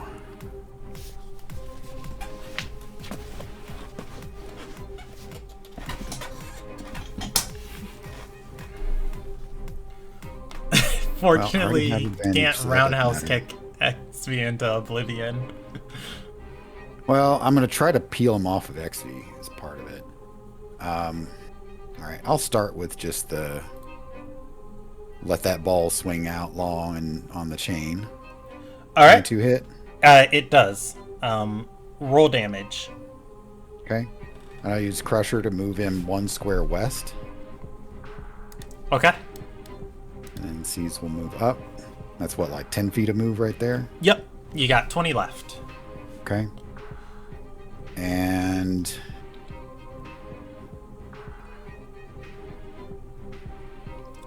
you can step forward into the wind between him and XV if you want to. It'll be the rest of your movement. Yeah, he will. Is just for right now. I'm using the 2-handed, long-chained halberd ball, basically. I'm gonna knock him prone. We'll go for a trip attack. All right. Is that a strength saving throw against it? I'm still dealing the damage first off. Mm-hmm. So I'm assuming a 20 hits, right? It does indeed. Okay, so he'll take 21 damage from the second hit alone, and he gets a strength saving throw or fall prone. All right. What's he trying to beat? I don't think a 14's gonna do it because it's proficiency plus strength plus 8 for me, so 16 is what you need. Okay, he fails. Rulith, for the second time this match, falls on his butt. These will step up into the gap. Let me add up all of that damage. Actually, you know what? This is a golden opportunity. I'm gonna action surge. Okay, give me 2 more attacks with advantage. I'm going to wait on the damage. We're just going to keep 2-handing it, but up close. The chain shortens, and he grabs it with the other hand, slams it down onto Rulof. All right, 18 hits. Okay. There's the damage for that one. Is he carrying a weapon? He is not. Treckless is the only one equipped with weapons up here. Oh, inspecting him, he does have a bandolier of darts on him, but he's not wielding them. All right. If I may make a recommendation, maybe shield slam them, if you know what I mean. That's exactly where I was going. 1 shield slam coming up. And this is the poisoned spike on the shield. All right. Rulith is going to make a Constitution saving throw against the poison, and he is going to fail it. All right, Rulith is unconscious.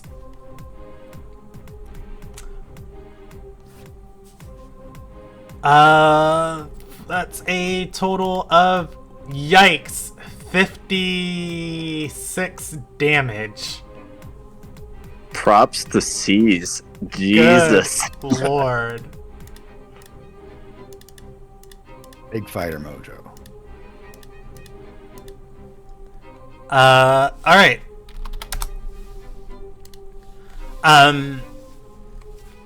Rulith falls prone on the ground. Treckless and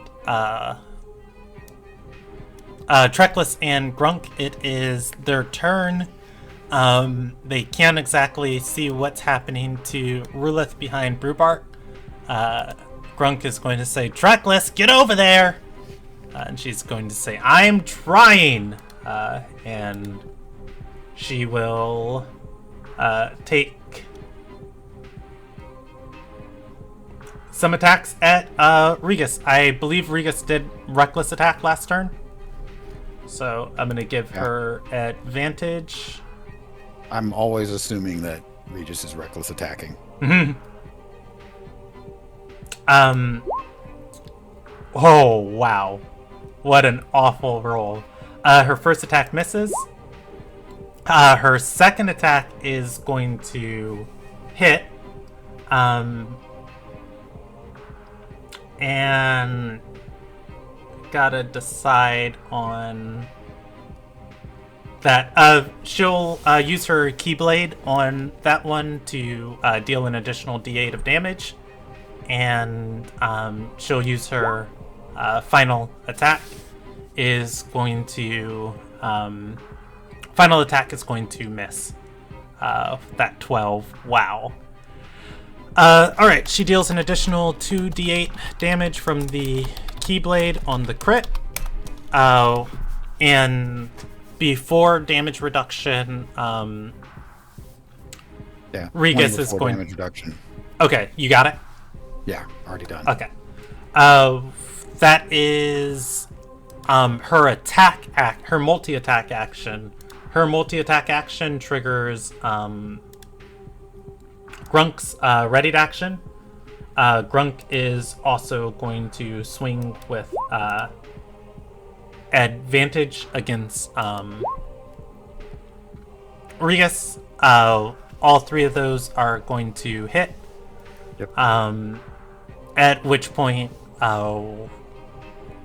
let's see, I'll just let's see what's he gonna do on these. He's gonna disarm, give me a strength saving throw.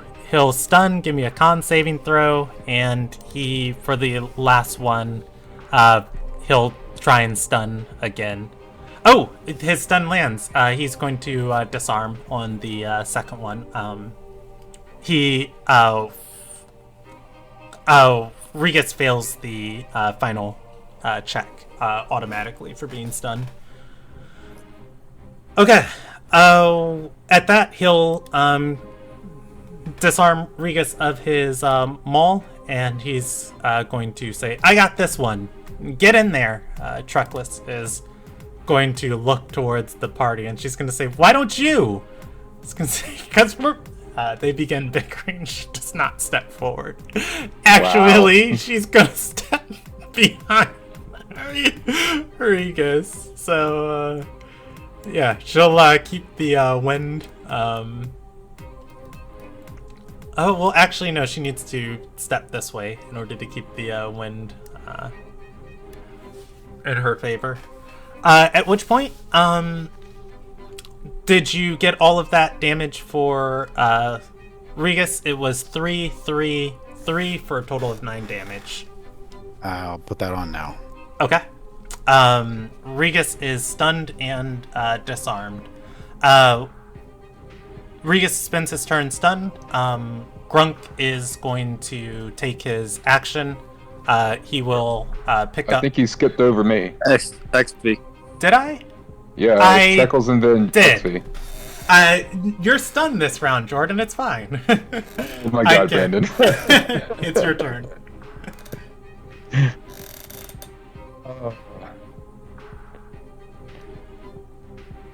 was going to do something, but the field has changed, and now I have to think about the other thing I can do.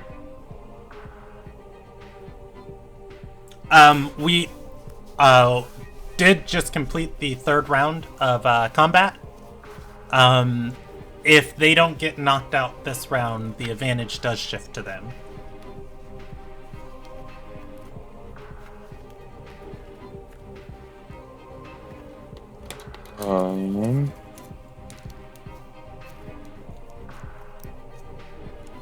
If they don't get knocked out, the advantage shifts to them, as in they get to add more people into the fight. Yes.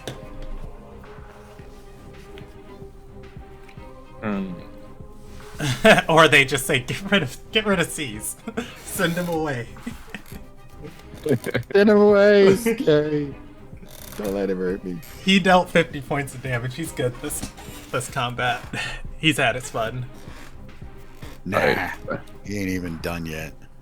I think I will stick to picking on Grunk then. Okay, he did not take the dodge action last turn. Did not.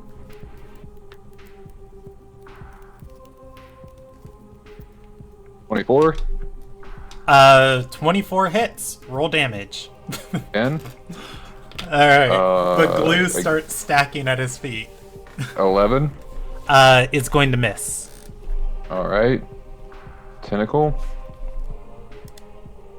Wherever I put it at. There it goes.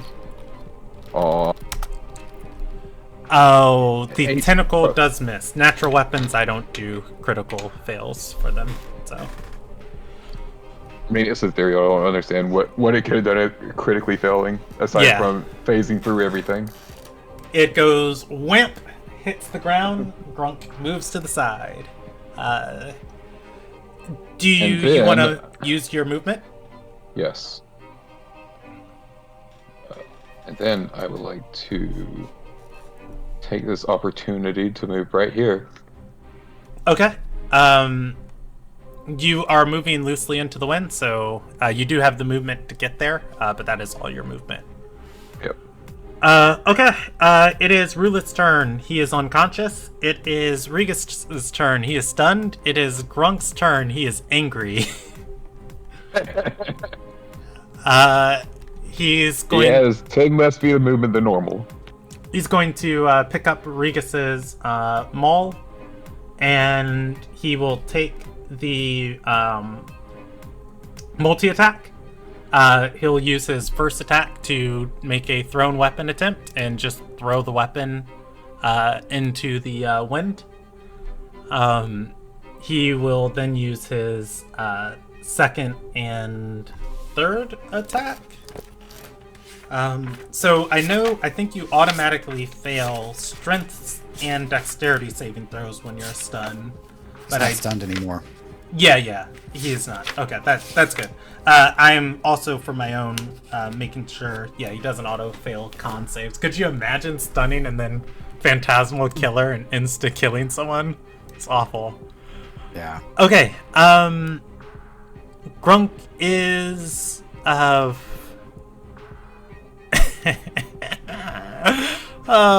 God. Well, he's definitely got the advantage now on Regis.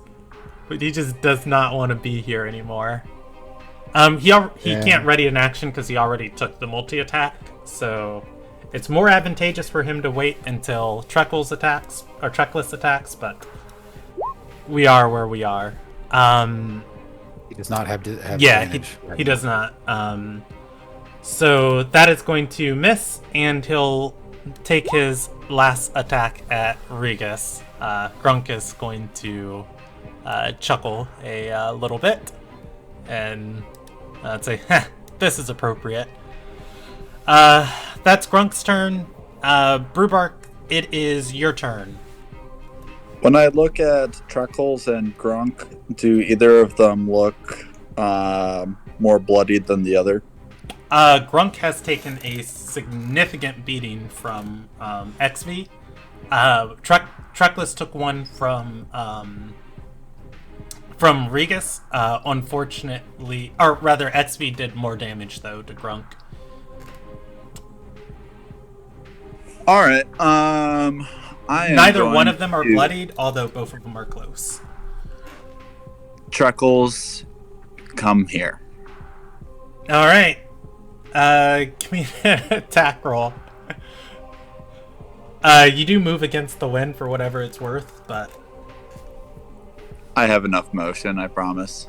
Yeah. All right. That is going to hit and miss. Roll me the damage on the bite.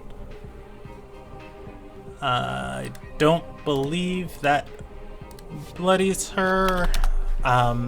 Does knock her down a good little bit. She is on the edge of being bloodied. Do you want to do anything with your bonus before I move on? I'm going to... Can I do an intimidation? Go for it.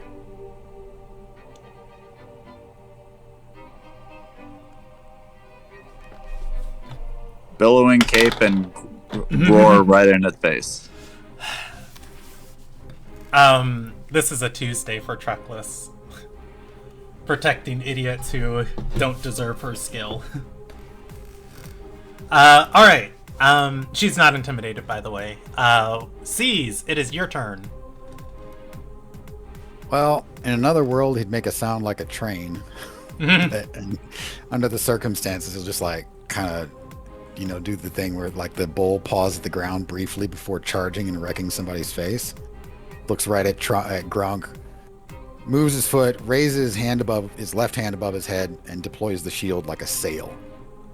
And then goes running straight at him. Okay. Rulith, by the way, is bloody.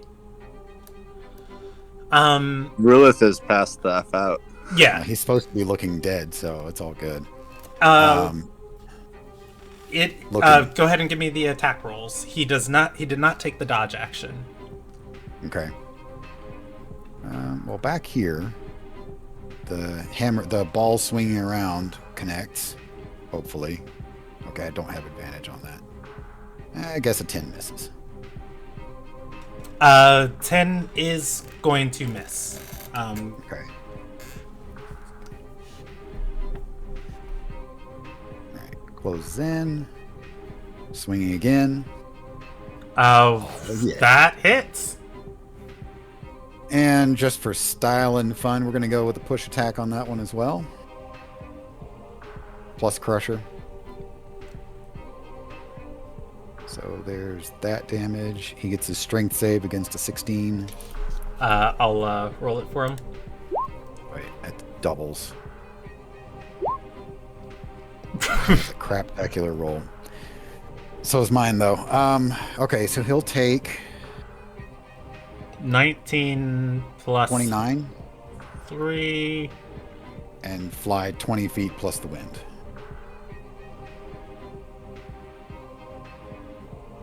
Okay. All right. I mean, he is going to go straight tumbling. Yeah, due north. Due north. Yeah, out of this arena. Caught by the wind, losing his balance. Team Rocket is blasting off again. Treckless has survived. So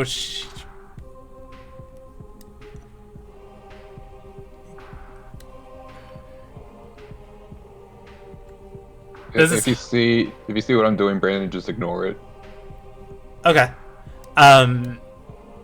So this is difficult because she's the damage dealer of the bunch. She's also the only one in range.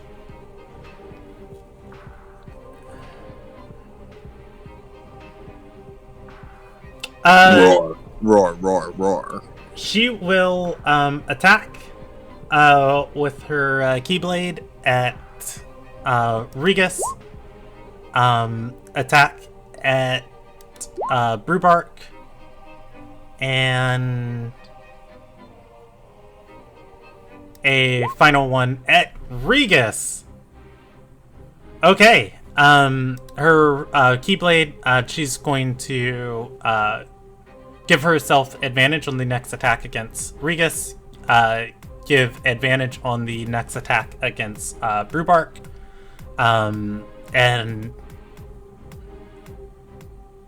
then let's see.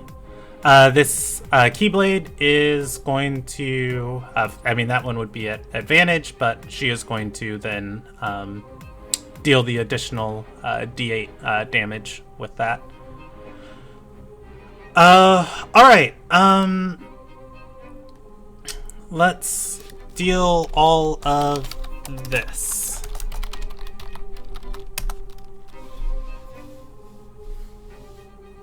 So... Regus takes 5, half to 3.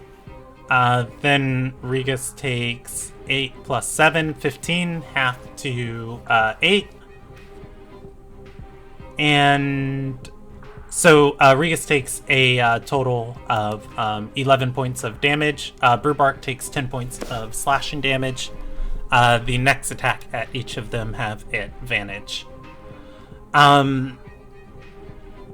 That is her turn. The bottom of the round, Shithora is going to call from the side of the arena and say, advantage shifts to the Ruby Fist.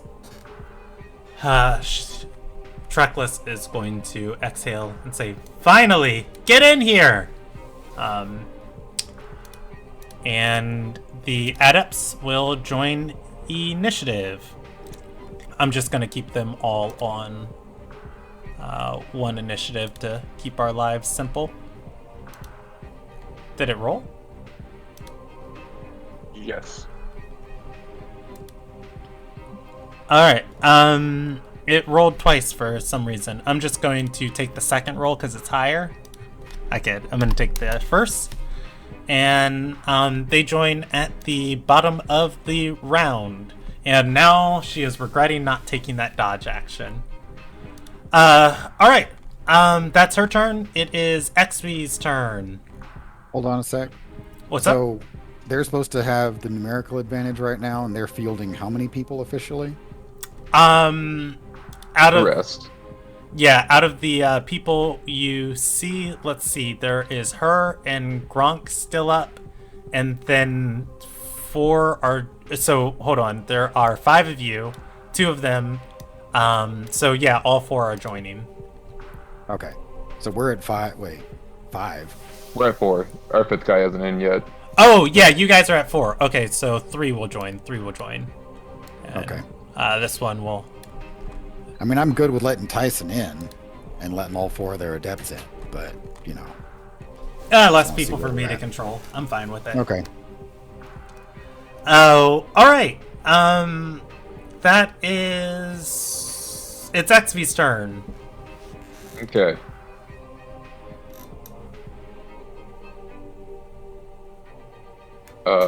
As soon as I can move my circle, Where would you like it?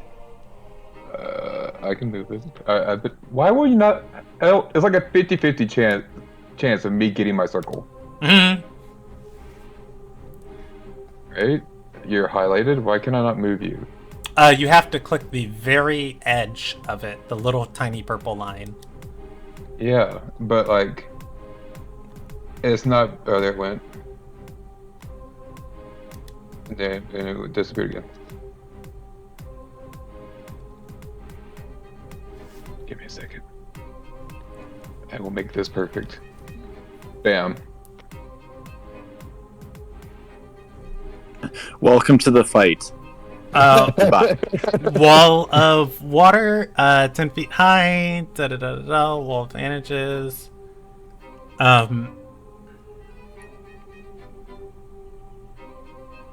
Disadvantage and fire damage cells.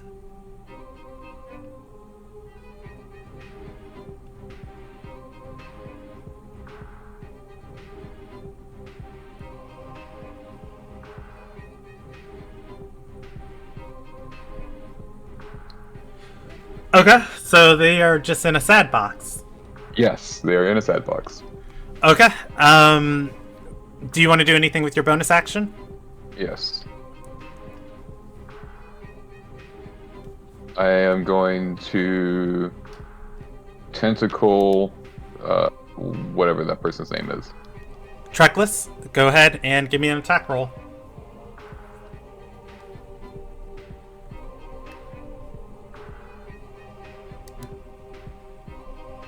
Character sheets are too big. That is a crit. I didn't see it, but I'll take your word for it. It says 27. Nope. Yeah, I don't see a roll on yet. It's probably lagging. Go ahead and click damage and tell me how much it is, and if it turns out 7 you're cold fibbing, damage. I'll come back and haunt you. So we're 7 cold damage. Okay. It just popped up. There for it me. goes.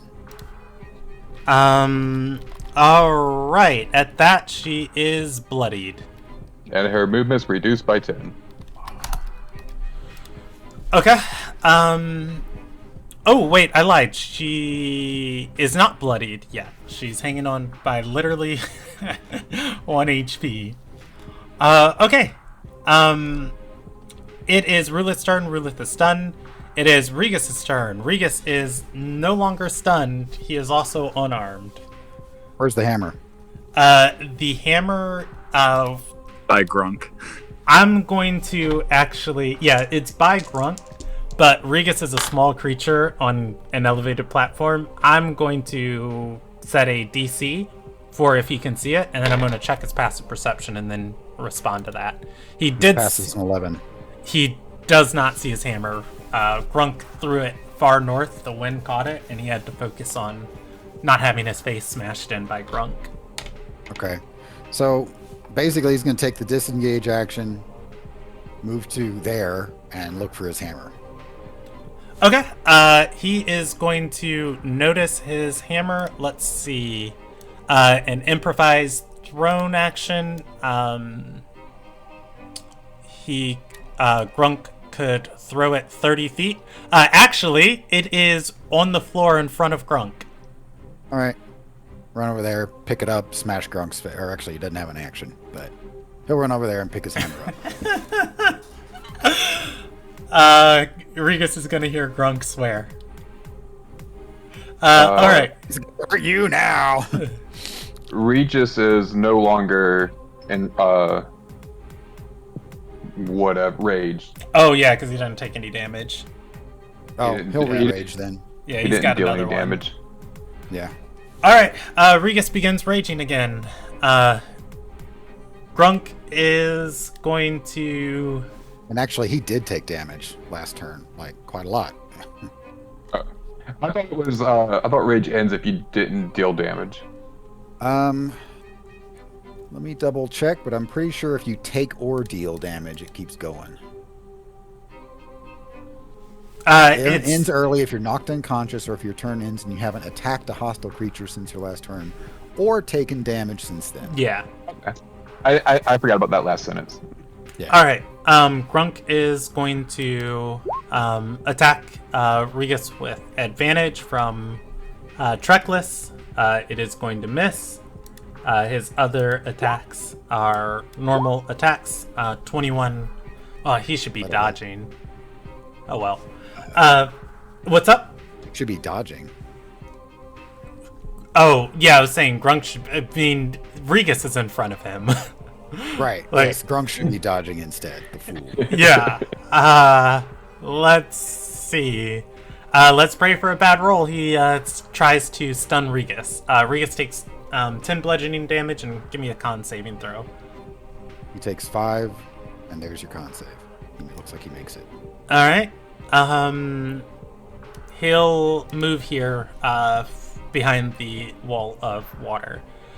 That's his turn. Brewbark, it is your turn. I need my boss with my legendary actions, guys. We took him first. Sorry, I flattened him. Not. Brewbark will just go ahead and do a multi-attack.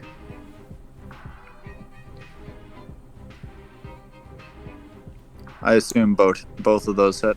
They do. All right. Treckless is going to take 21 points of damage, and she is going to be bloodied. All right. That is your turn. Do you do anything with your bonus action? I'm gonna try and intimidate again. You can't normally, so I'm taking these at reduce. As like reduce DCs, because normally it's your action to intimidate, but I will allow it again. Go for it. Slightly scarier this time with the cape billowing. With the cape billowing and and the vortex of water consuming her companions. The cape billowing the opposite direction of the wind. Because Yes, it is still billowing against the wind. So the cape's billowing in her face. It billowing over her. All right, that's Brewbark's turn. Cease, it's your turn. Gonna let Regis take care of Grunk over there, so just step right there and start to swing in. Go for a trip on this one.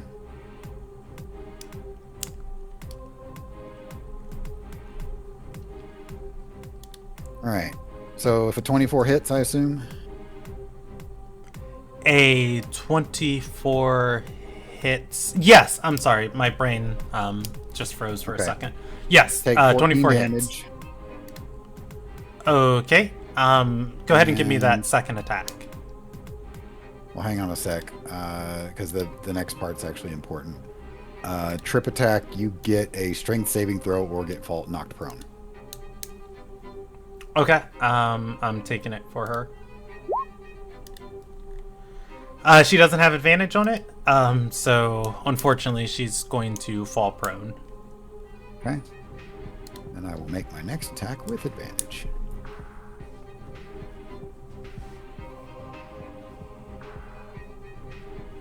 Grabs the chain with both... Oops, sorry. I only meant to swing that once. Alright, grabs the chain with both hands and brings it down on her.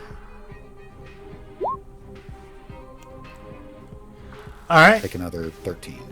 How much was the first set of damage? The first one was 9 plus 5, total. 14, and then this was 13. 27 more. Is this last one lethal or non-lethal? Non-lethal. All right.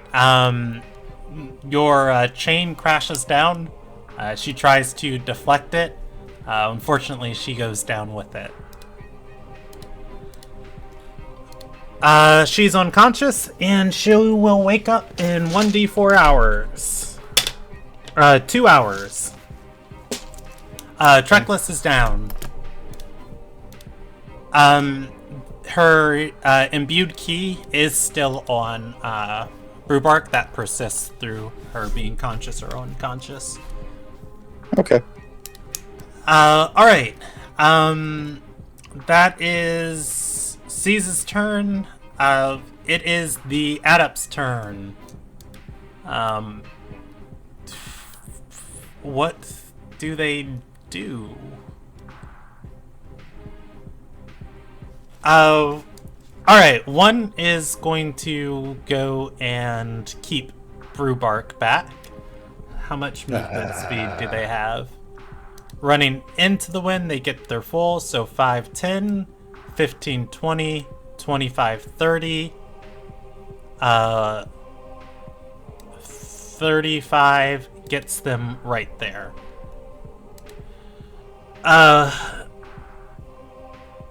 Alright, we'll just, if it ain't... Whoa, okay. If it ain't broke, don't fix it. Only the first one has advantage. It's 3 attacks, not 4. What? Okay, it's just rolling attacks now. The first 3 attacks are all I'm taking. Only the first one has advantage. Treckless's imbued key is going to proc on that first attack. And we'll see if Roll20 decides to roll that damage that I just clicked twice. I'm going to take the first set of damage and then 2 additional d8, and I'll tell Rhubark what he needs to do. Alright, Rhubark, you're taking 27 points of bludgeoning damage as this student leaps out of this whirlpool and tries to defend Treckless.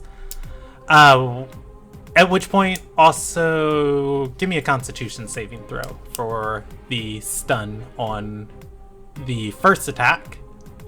The second attack is going to hit, so I will roll that. You are not stunned.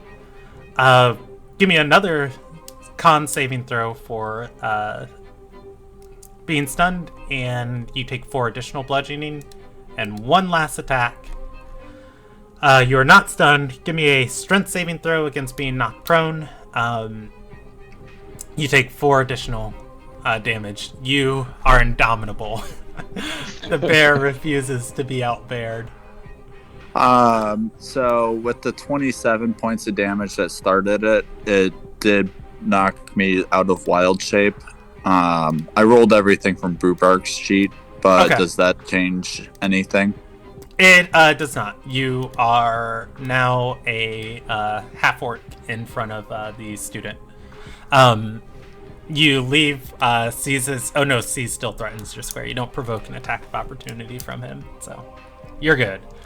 Brubark is I'm just taking joking. 8 damage. Bark? Brubark's taking 8 damage, is that correct? Yes.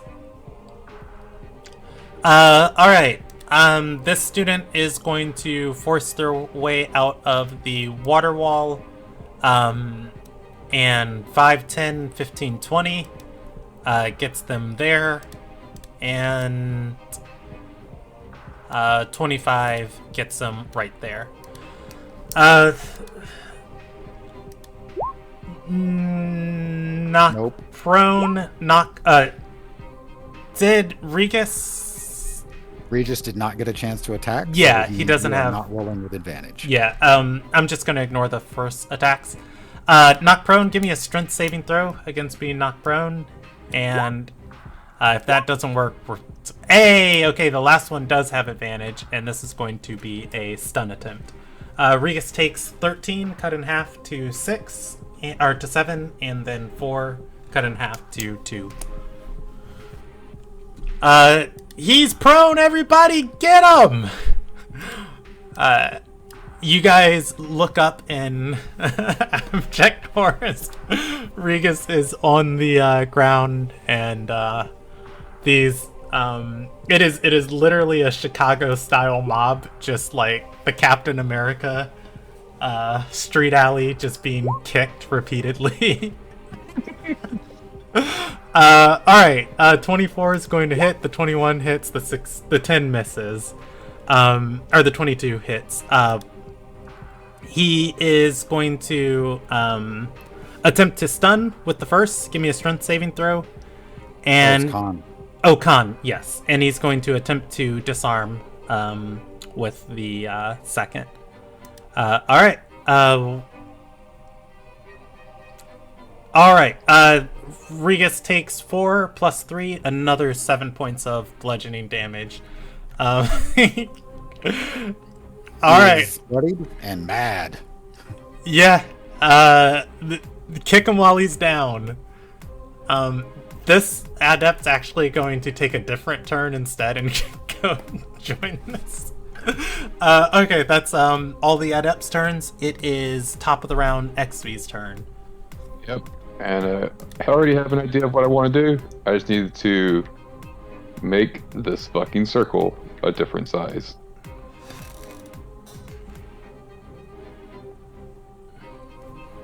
Sir, I guess I can't.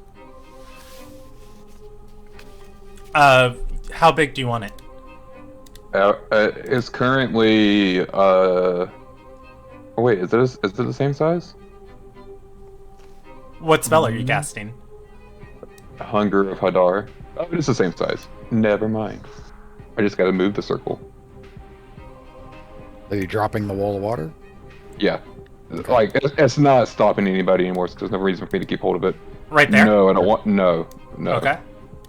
I don't want Regis in it.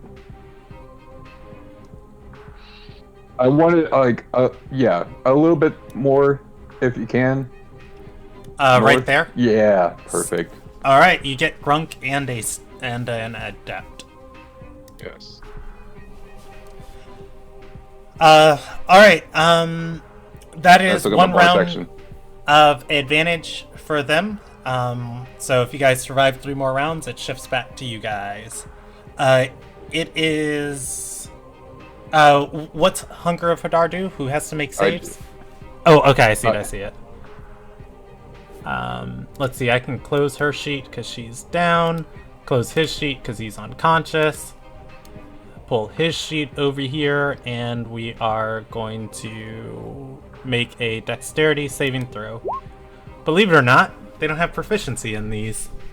It's when they start their turn. Oh, okay. Yeah. Let's see. I It know it was a is... surprise. It is still my turn. Yeah, you got your bonus Right. action. Yes, Brandon trying to make sure I don't get to do anything. I know 100% that wall of water was to stop them from dashing and stunning you.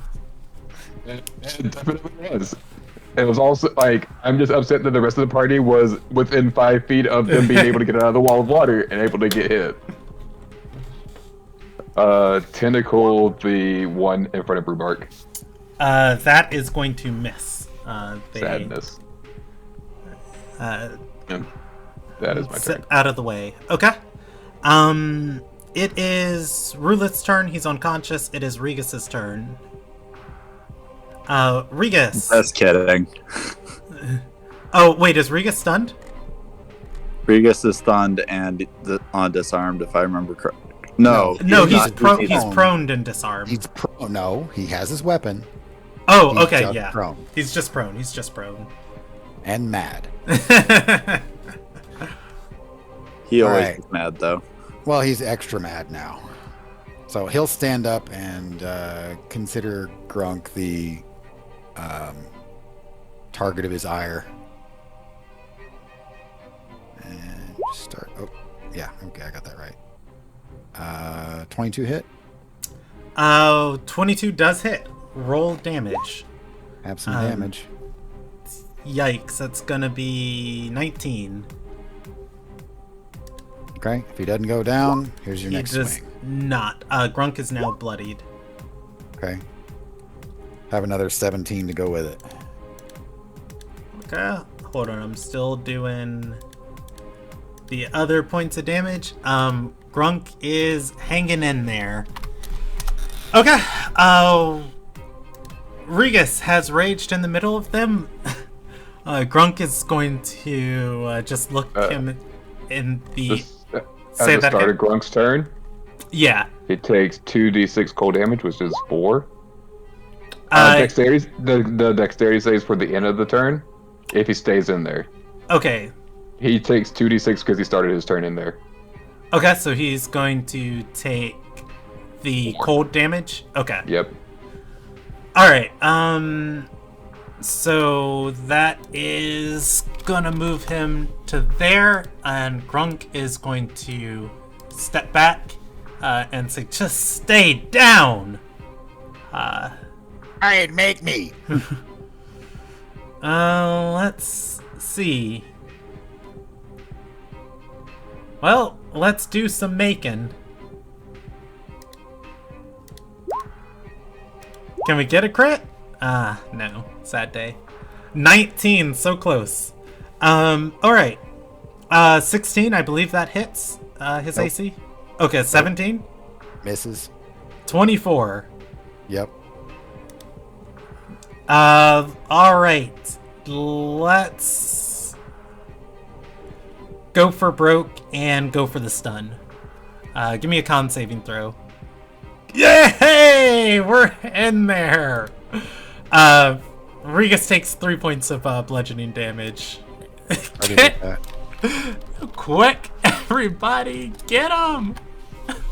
Well, Alright, they would have got advantage anyways. That's no different. fair. But if you guys don't take out Grunk, then at least Regis isn't bashing his face. It is Brubark's turn. There is a student or an adept in front of you, Brubark. I'm gonna do some wall of fire, guys.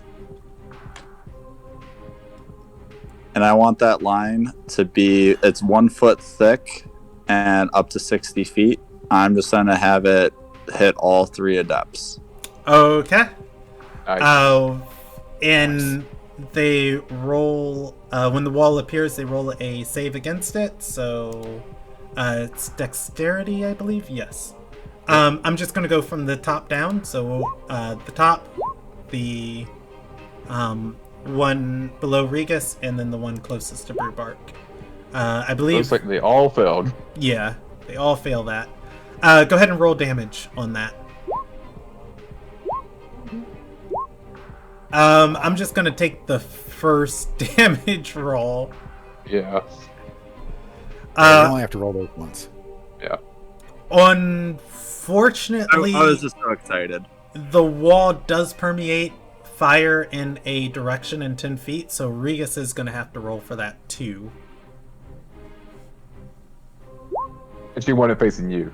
Yeah, I mean, if you make it face you, then you, Treckless, and you and Treckless would have to roll for it too. Okay. I will have it face me. Regis has had a rough day. Actually, hang on. Regis does make that save because he does see a wall of fire coming. Yeah. And he's dangerous and gives him an advantage. I will let you face it in whatever direction you want. In terms of decisions Brewbark would make in this situation, you do see Treckless can't defend herself. She auto-fails a save in front of you. I don't. I'm an honorable person. I'm not going to force Treckless to be doing death saving throws. Okay. So, if you point it away, it passes through this Also, bear square in mind, Regis is only going to take quarter damage.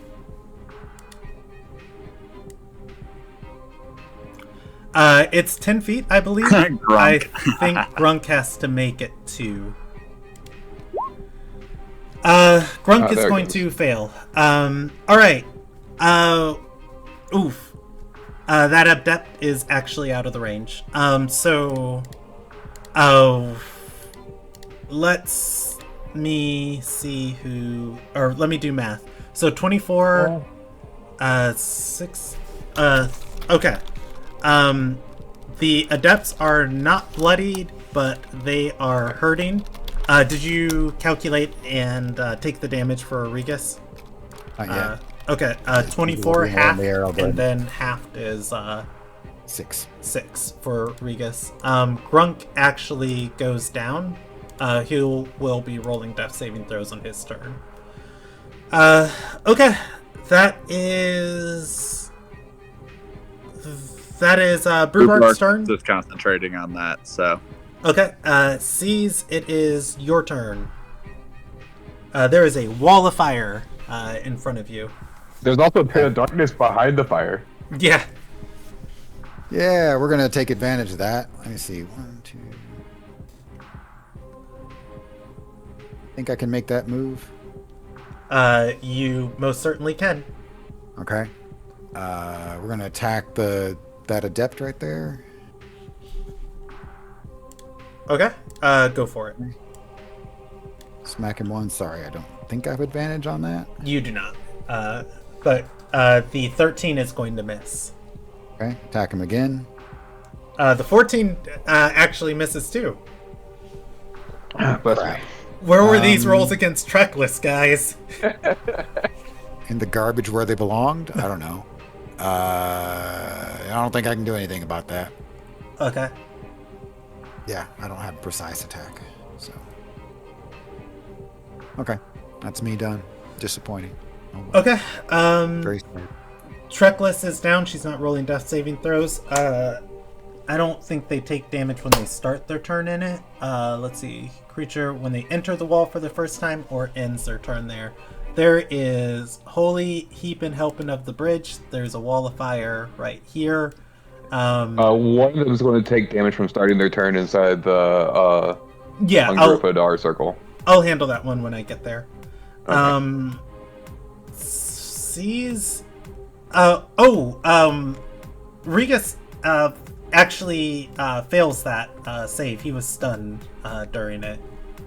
But it's fine. I didn't remember when it happened. But Oh, yeah, me neither. yeah. All right. 3 attacks with advantage at 3 attacks with advantage at 1. Golly gee willikers. I'm actually gonna roll these people a morality die. The higher the percentage. All right. So, this person's gonna go running. This one is going to make 3 attacks at Regus, and is going to hit, and then substitute their last attack to shove Regus away from the fire. And will shove Regus out of the fire's range. That is going to be 9 half to 5, and then that is going to be 14 half to 7. Wait, no, that doesn't seem right. What did I do wrong? 13. Yeah, 13, but still half to 7. Okay. Alright, that is this one's turn, and she is on the side of the fire that is not going to hurt her. This one is going to take 2d6, starting their turn there. Do you want to roll it, Jordan, or do you want me to? Yes. 5 cold damage. Okay.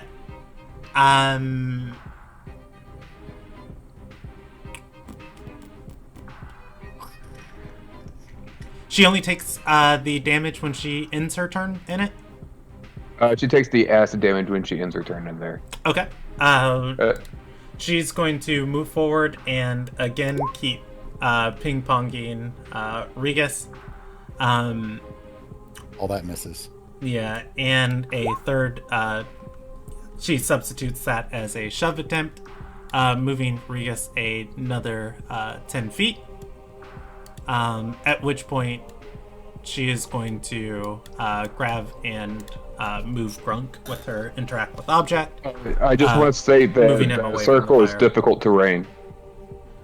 Okay, I mean, they have a massive amount of movement, Yeah. but I will And- calculate it because it might matter. So Oh, she's moving with the wind. If she was moving against the wind, yeah. it would have probably mattered a little bit more. Okay. Everybody is safe of the fire. Oh, you know what? Before they did Third that, adept. I was gonna say this one should have tried to break Brewbark's concentration.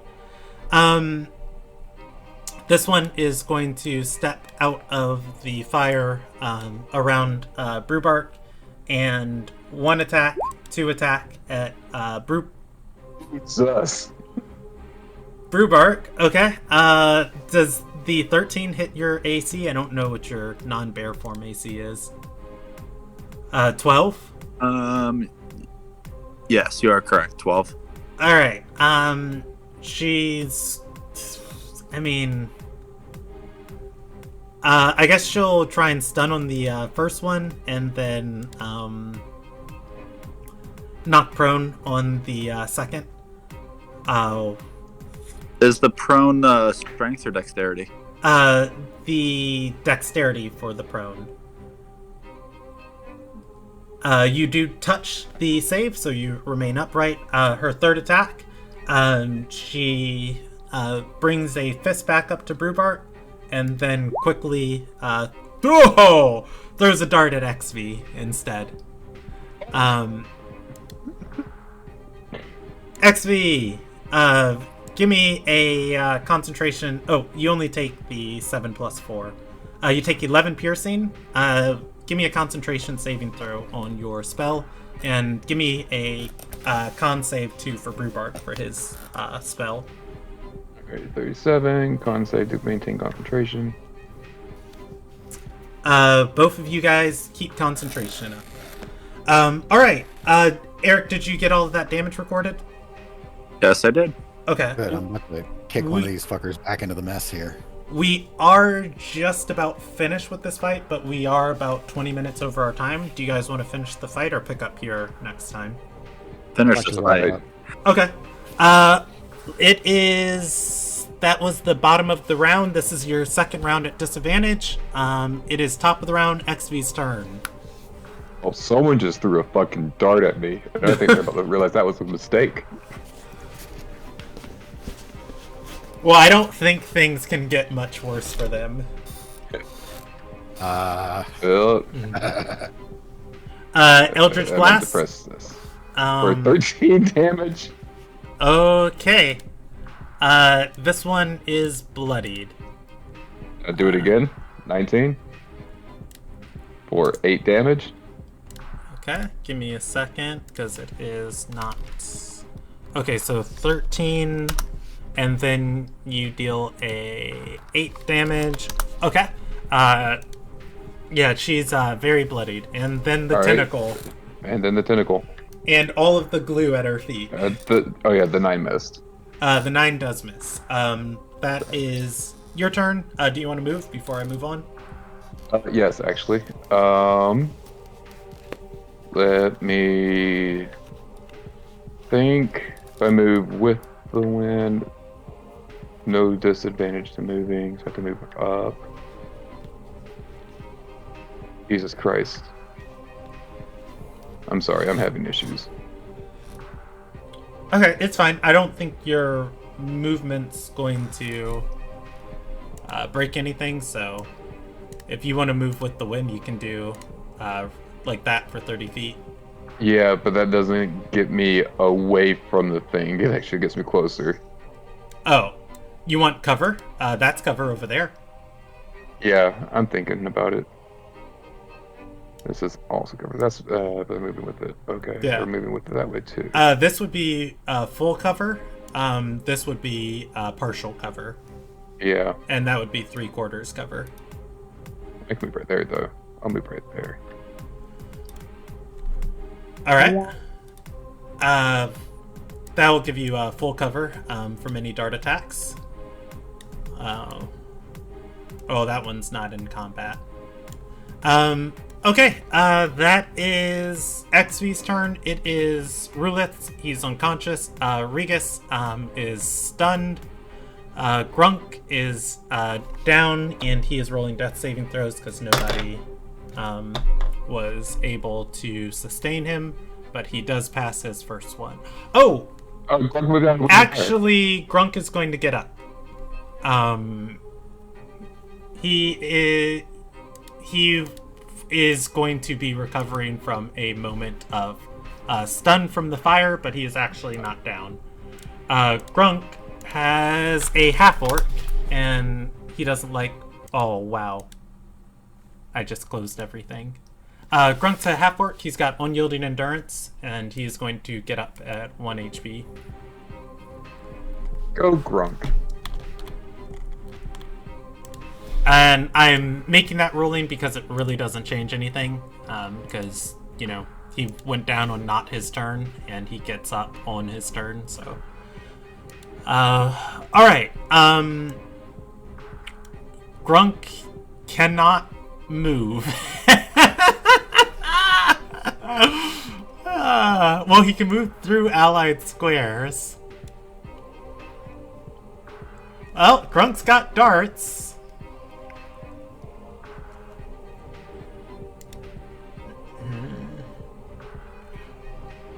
Give me 1 second to look at his character sheet. I closed it, and then...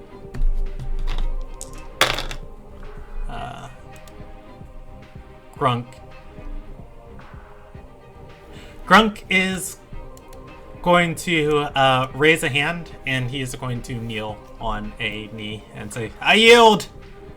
If he moves forward into the acid or fire or anything, he pretty much goes back down. At which point, he's not down, but I am going to put a circle on his name tag. Grunk has yielded. There's not much place for him to go. It is Brewbark's turn. Brewbark will go ahead and just try to beat up the one that's directly in front of me with a quarterstaff. All right.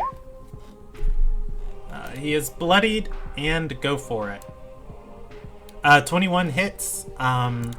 3 hurts. It is not enough to knock her down. And do you want to do anything with your bonus before I move on? Move along. All right, Seize, your turn. All right, it's time to knock this adept back into the mess.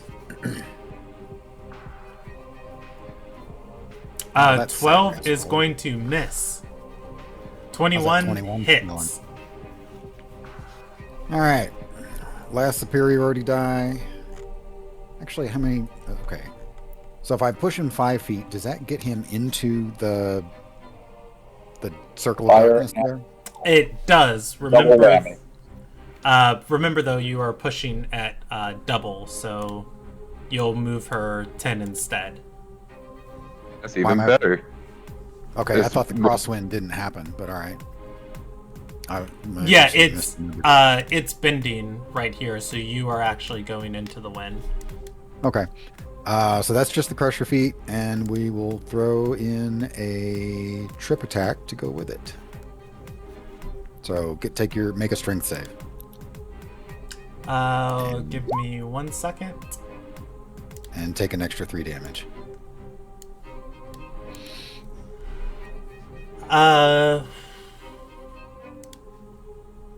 Let's roll that. And moving into the fire, she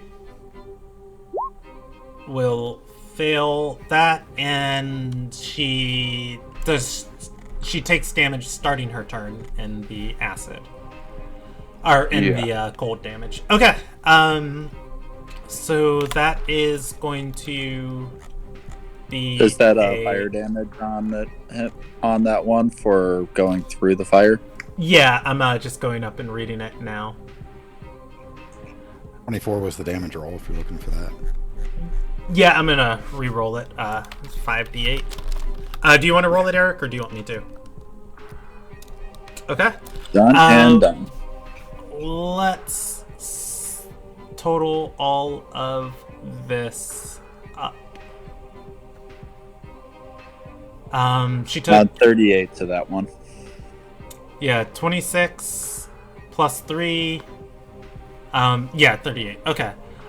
She goes down.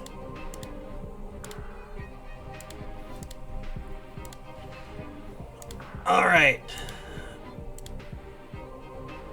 Oh.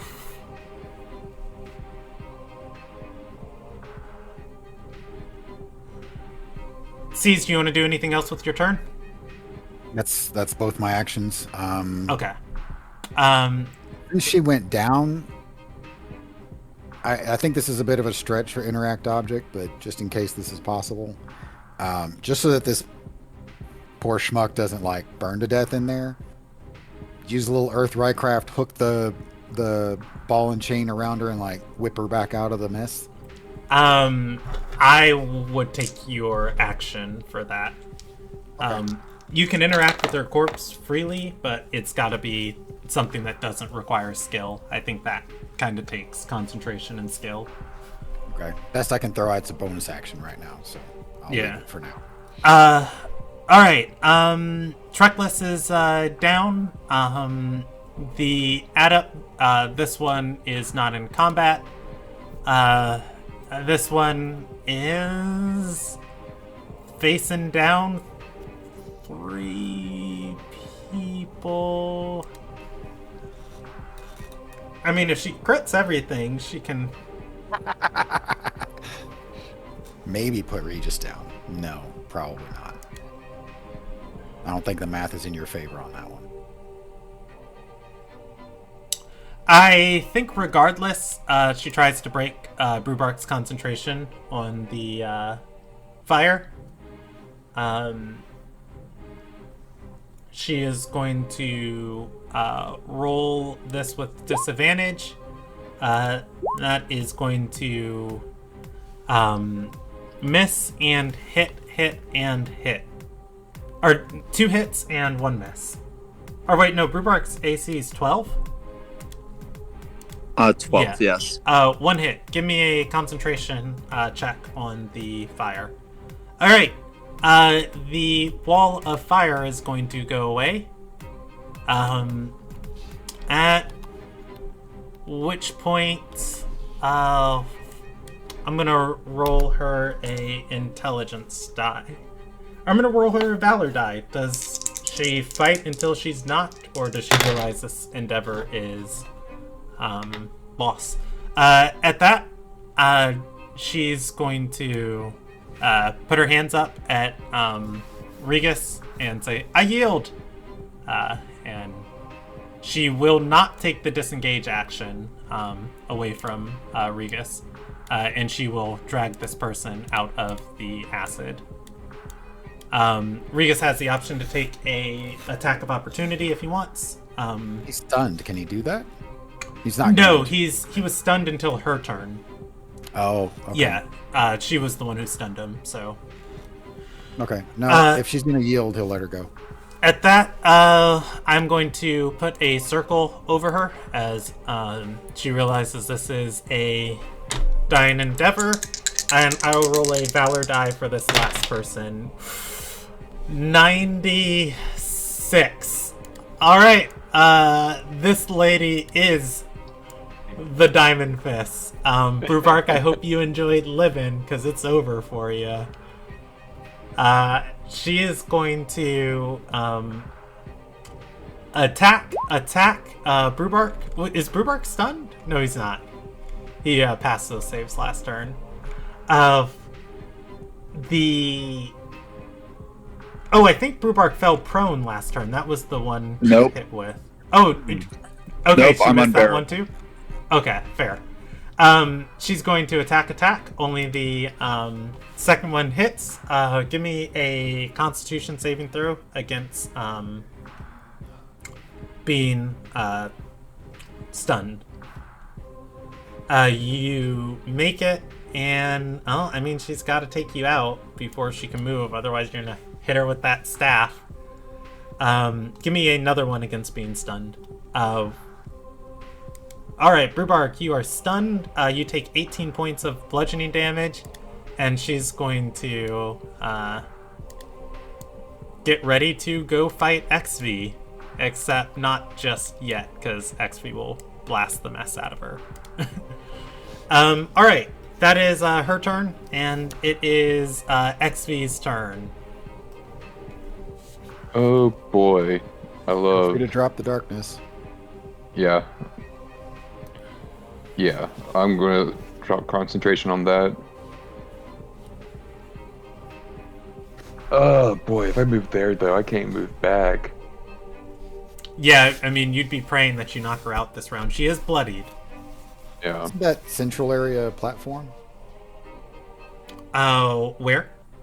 Ping seas? Like where Ruloff and the Tentacle and Brubark are? Yes, it's a 5 feet tall platform. Okay. If you move north instead to get the view, and then drop prone behind the platform. Then I you get have back to- full cover.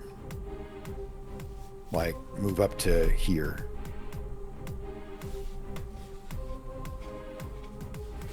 And I'm I assuming you're can't. Eldritch Blasting. Yeah, I can't move back onto the platform. No. I'm saying move right next to the platform, right here, Oh, I see what you're saying. and then like just shoot across the top of it, and then duck. Yeah. She would have 3/4 cover here from range attacks. She'd have partial cover here, but you can shoot her. I'm gonna do this in the face-off. All right. Give me the attack rolls. Okay, this is still cover. Yeah, she's got 3/4 there, but you can hit her. Damn it. Actually, do I have a better spell? Edvard's Black Tentacles, I mean, or that is anything funny. that makes her roll the saving throw. Yeah, that's what I'm looking for. I'm looking for saving throws instead of Mind Blasts, I believe. get my spike.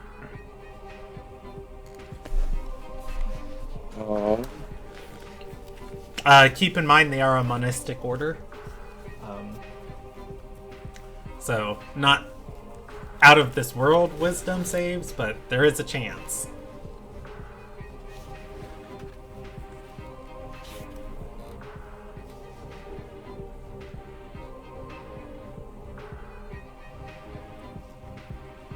I want to attack Tasha's Mind Whip. Alright. she rolls a intelligence saving throw against it. Yep. Is it half on a fail? Yeah, half. She'll take 6. And she is hanging in there just barely. Badness. Do you want to move your tentacle and attack, or are you ending your turn? I'll move my tentacle and attack, but I want to read the rest of this spell first.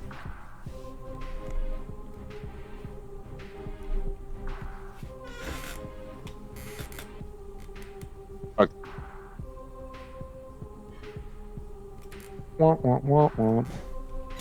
Your tentacle's not affected by the wind. Oh, well, it doesn't even matter. It's got plenty of movement. All right, give me an attack roll. Spell attack. She has no cover on it.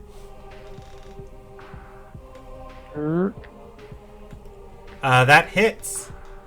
There is a very low chance you knock her here. She had 7 HP. Perfection. Unfortunately, spell damage can't be non-lethal. She does go down. It's not spell damage. It's cold. It's magic damage. Magic damage can't be non-lethal. But it's yeah. All right. Kind of a melee attack. Say that again. It's a kind of melee attack. It's a melee spell attack. So melee weapon attacks can be designated as non-lethal. I'll make sure I'm not cheating, you guys. I'll look at it right now. If you guys I don't think it's going to be important. We're you know, like somebody's going to go over there and stabilize her pretty quick, anyways. Yeah. So you guys have 1 initiative or 1 combat. If you want to tell me what you're doing, you can. Otherwise, I'll just let you know real quick. On Brewbark will run over and we don't have anyone that's dying, right? We don't. They do. They have 2 people rolling death saving throws. I'll go over to the adept and cast on some healing. I'll just go ahead and do a healing word. Well, say if you do healing word, you don't have to walk over to them. Yeah. Healing word is ranged. I can just do that. Okay, which one? The north or south one? I was going to do the north, and then I'll do the south one also if no one else does it. Okay, that is perfectly fine. At which point, you are able to get the adept. You're able to get the adept on the north up. Grunk is going to say, "We are thoroughly defeated," and Shithora is going to. And Rulith is just still laying on the ground. Yeah, Shithora is going to walk over to. Is going to walk onto the stage and say, "Paid in blood is the winners of this bout." She'll look towards Rulith's body as everybody, is either being shaken or stirred back to consciousness, and she'll gesture for the attendants of the arena, and they'll come and put a blanket over Rulith's body. At which point, she's going to look to the guild and say, "If you can go back to your room, you'll be paid in full." And with that, our tournament for this evening commences. She'll walk up to... Say it again? Commences? Yes, you guys fight in the exhibition rounds. Okay. Then there are champions of each arena and higher level fights for the actual big money fights. You guys are the traveling opening acts of the arena. I was like, we're already doing it. What are you talking about? Yes, this He's is going to run over there to maintain the illusion that Ruloff actually ended up dead. Yeah, but also make sure nobody shakes him awake. They're going to put a sheet over him, and Shithora will just pull Sees aside and say he should have yielded when he had the opportunity. Don't worry, with your contracts as gladiators, you're covered under the Sky Queen's law. If you could just Good. wait patiently. Of course. And people begin cheering. You guys can wave to the crowd. Keep billowing in the direction of the wind this time. And we will pick up here next session. We went long, and I'm supposed to be meeting up with my brother in a few minutes, so I am going to end the broadcast here, but I got a little bit of time. I'm going to put your guys' next session, and I'll calculate experience off stream, actually. The 20th of March is our next date. Everybody who's watching, thank you. Hope you enjoyed the stream. You're welcome to hang out with us, and I'll talk to you later. Bye.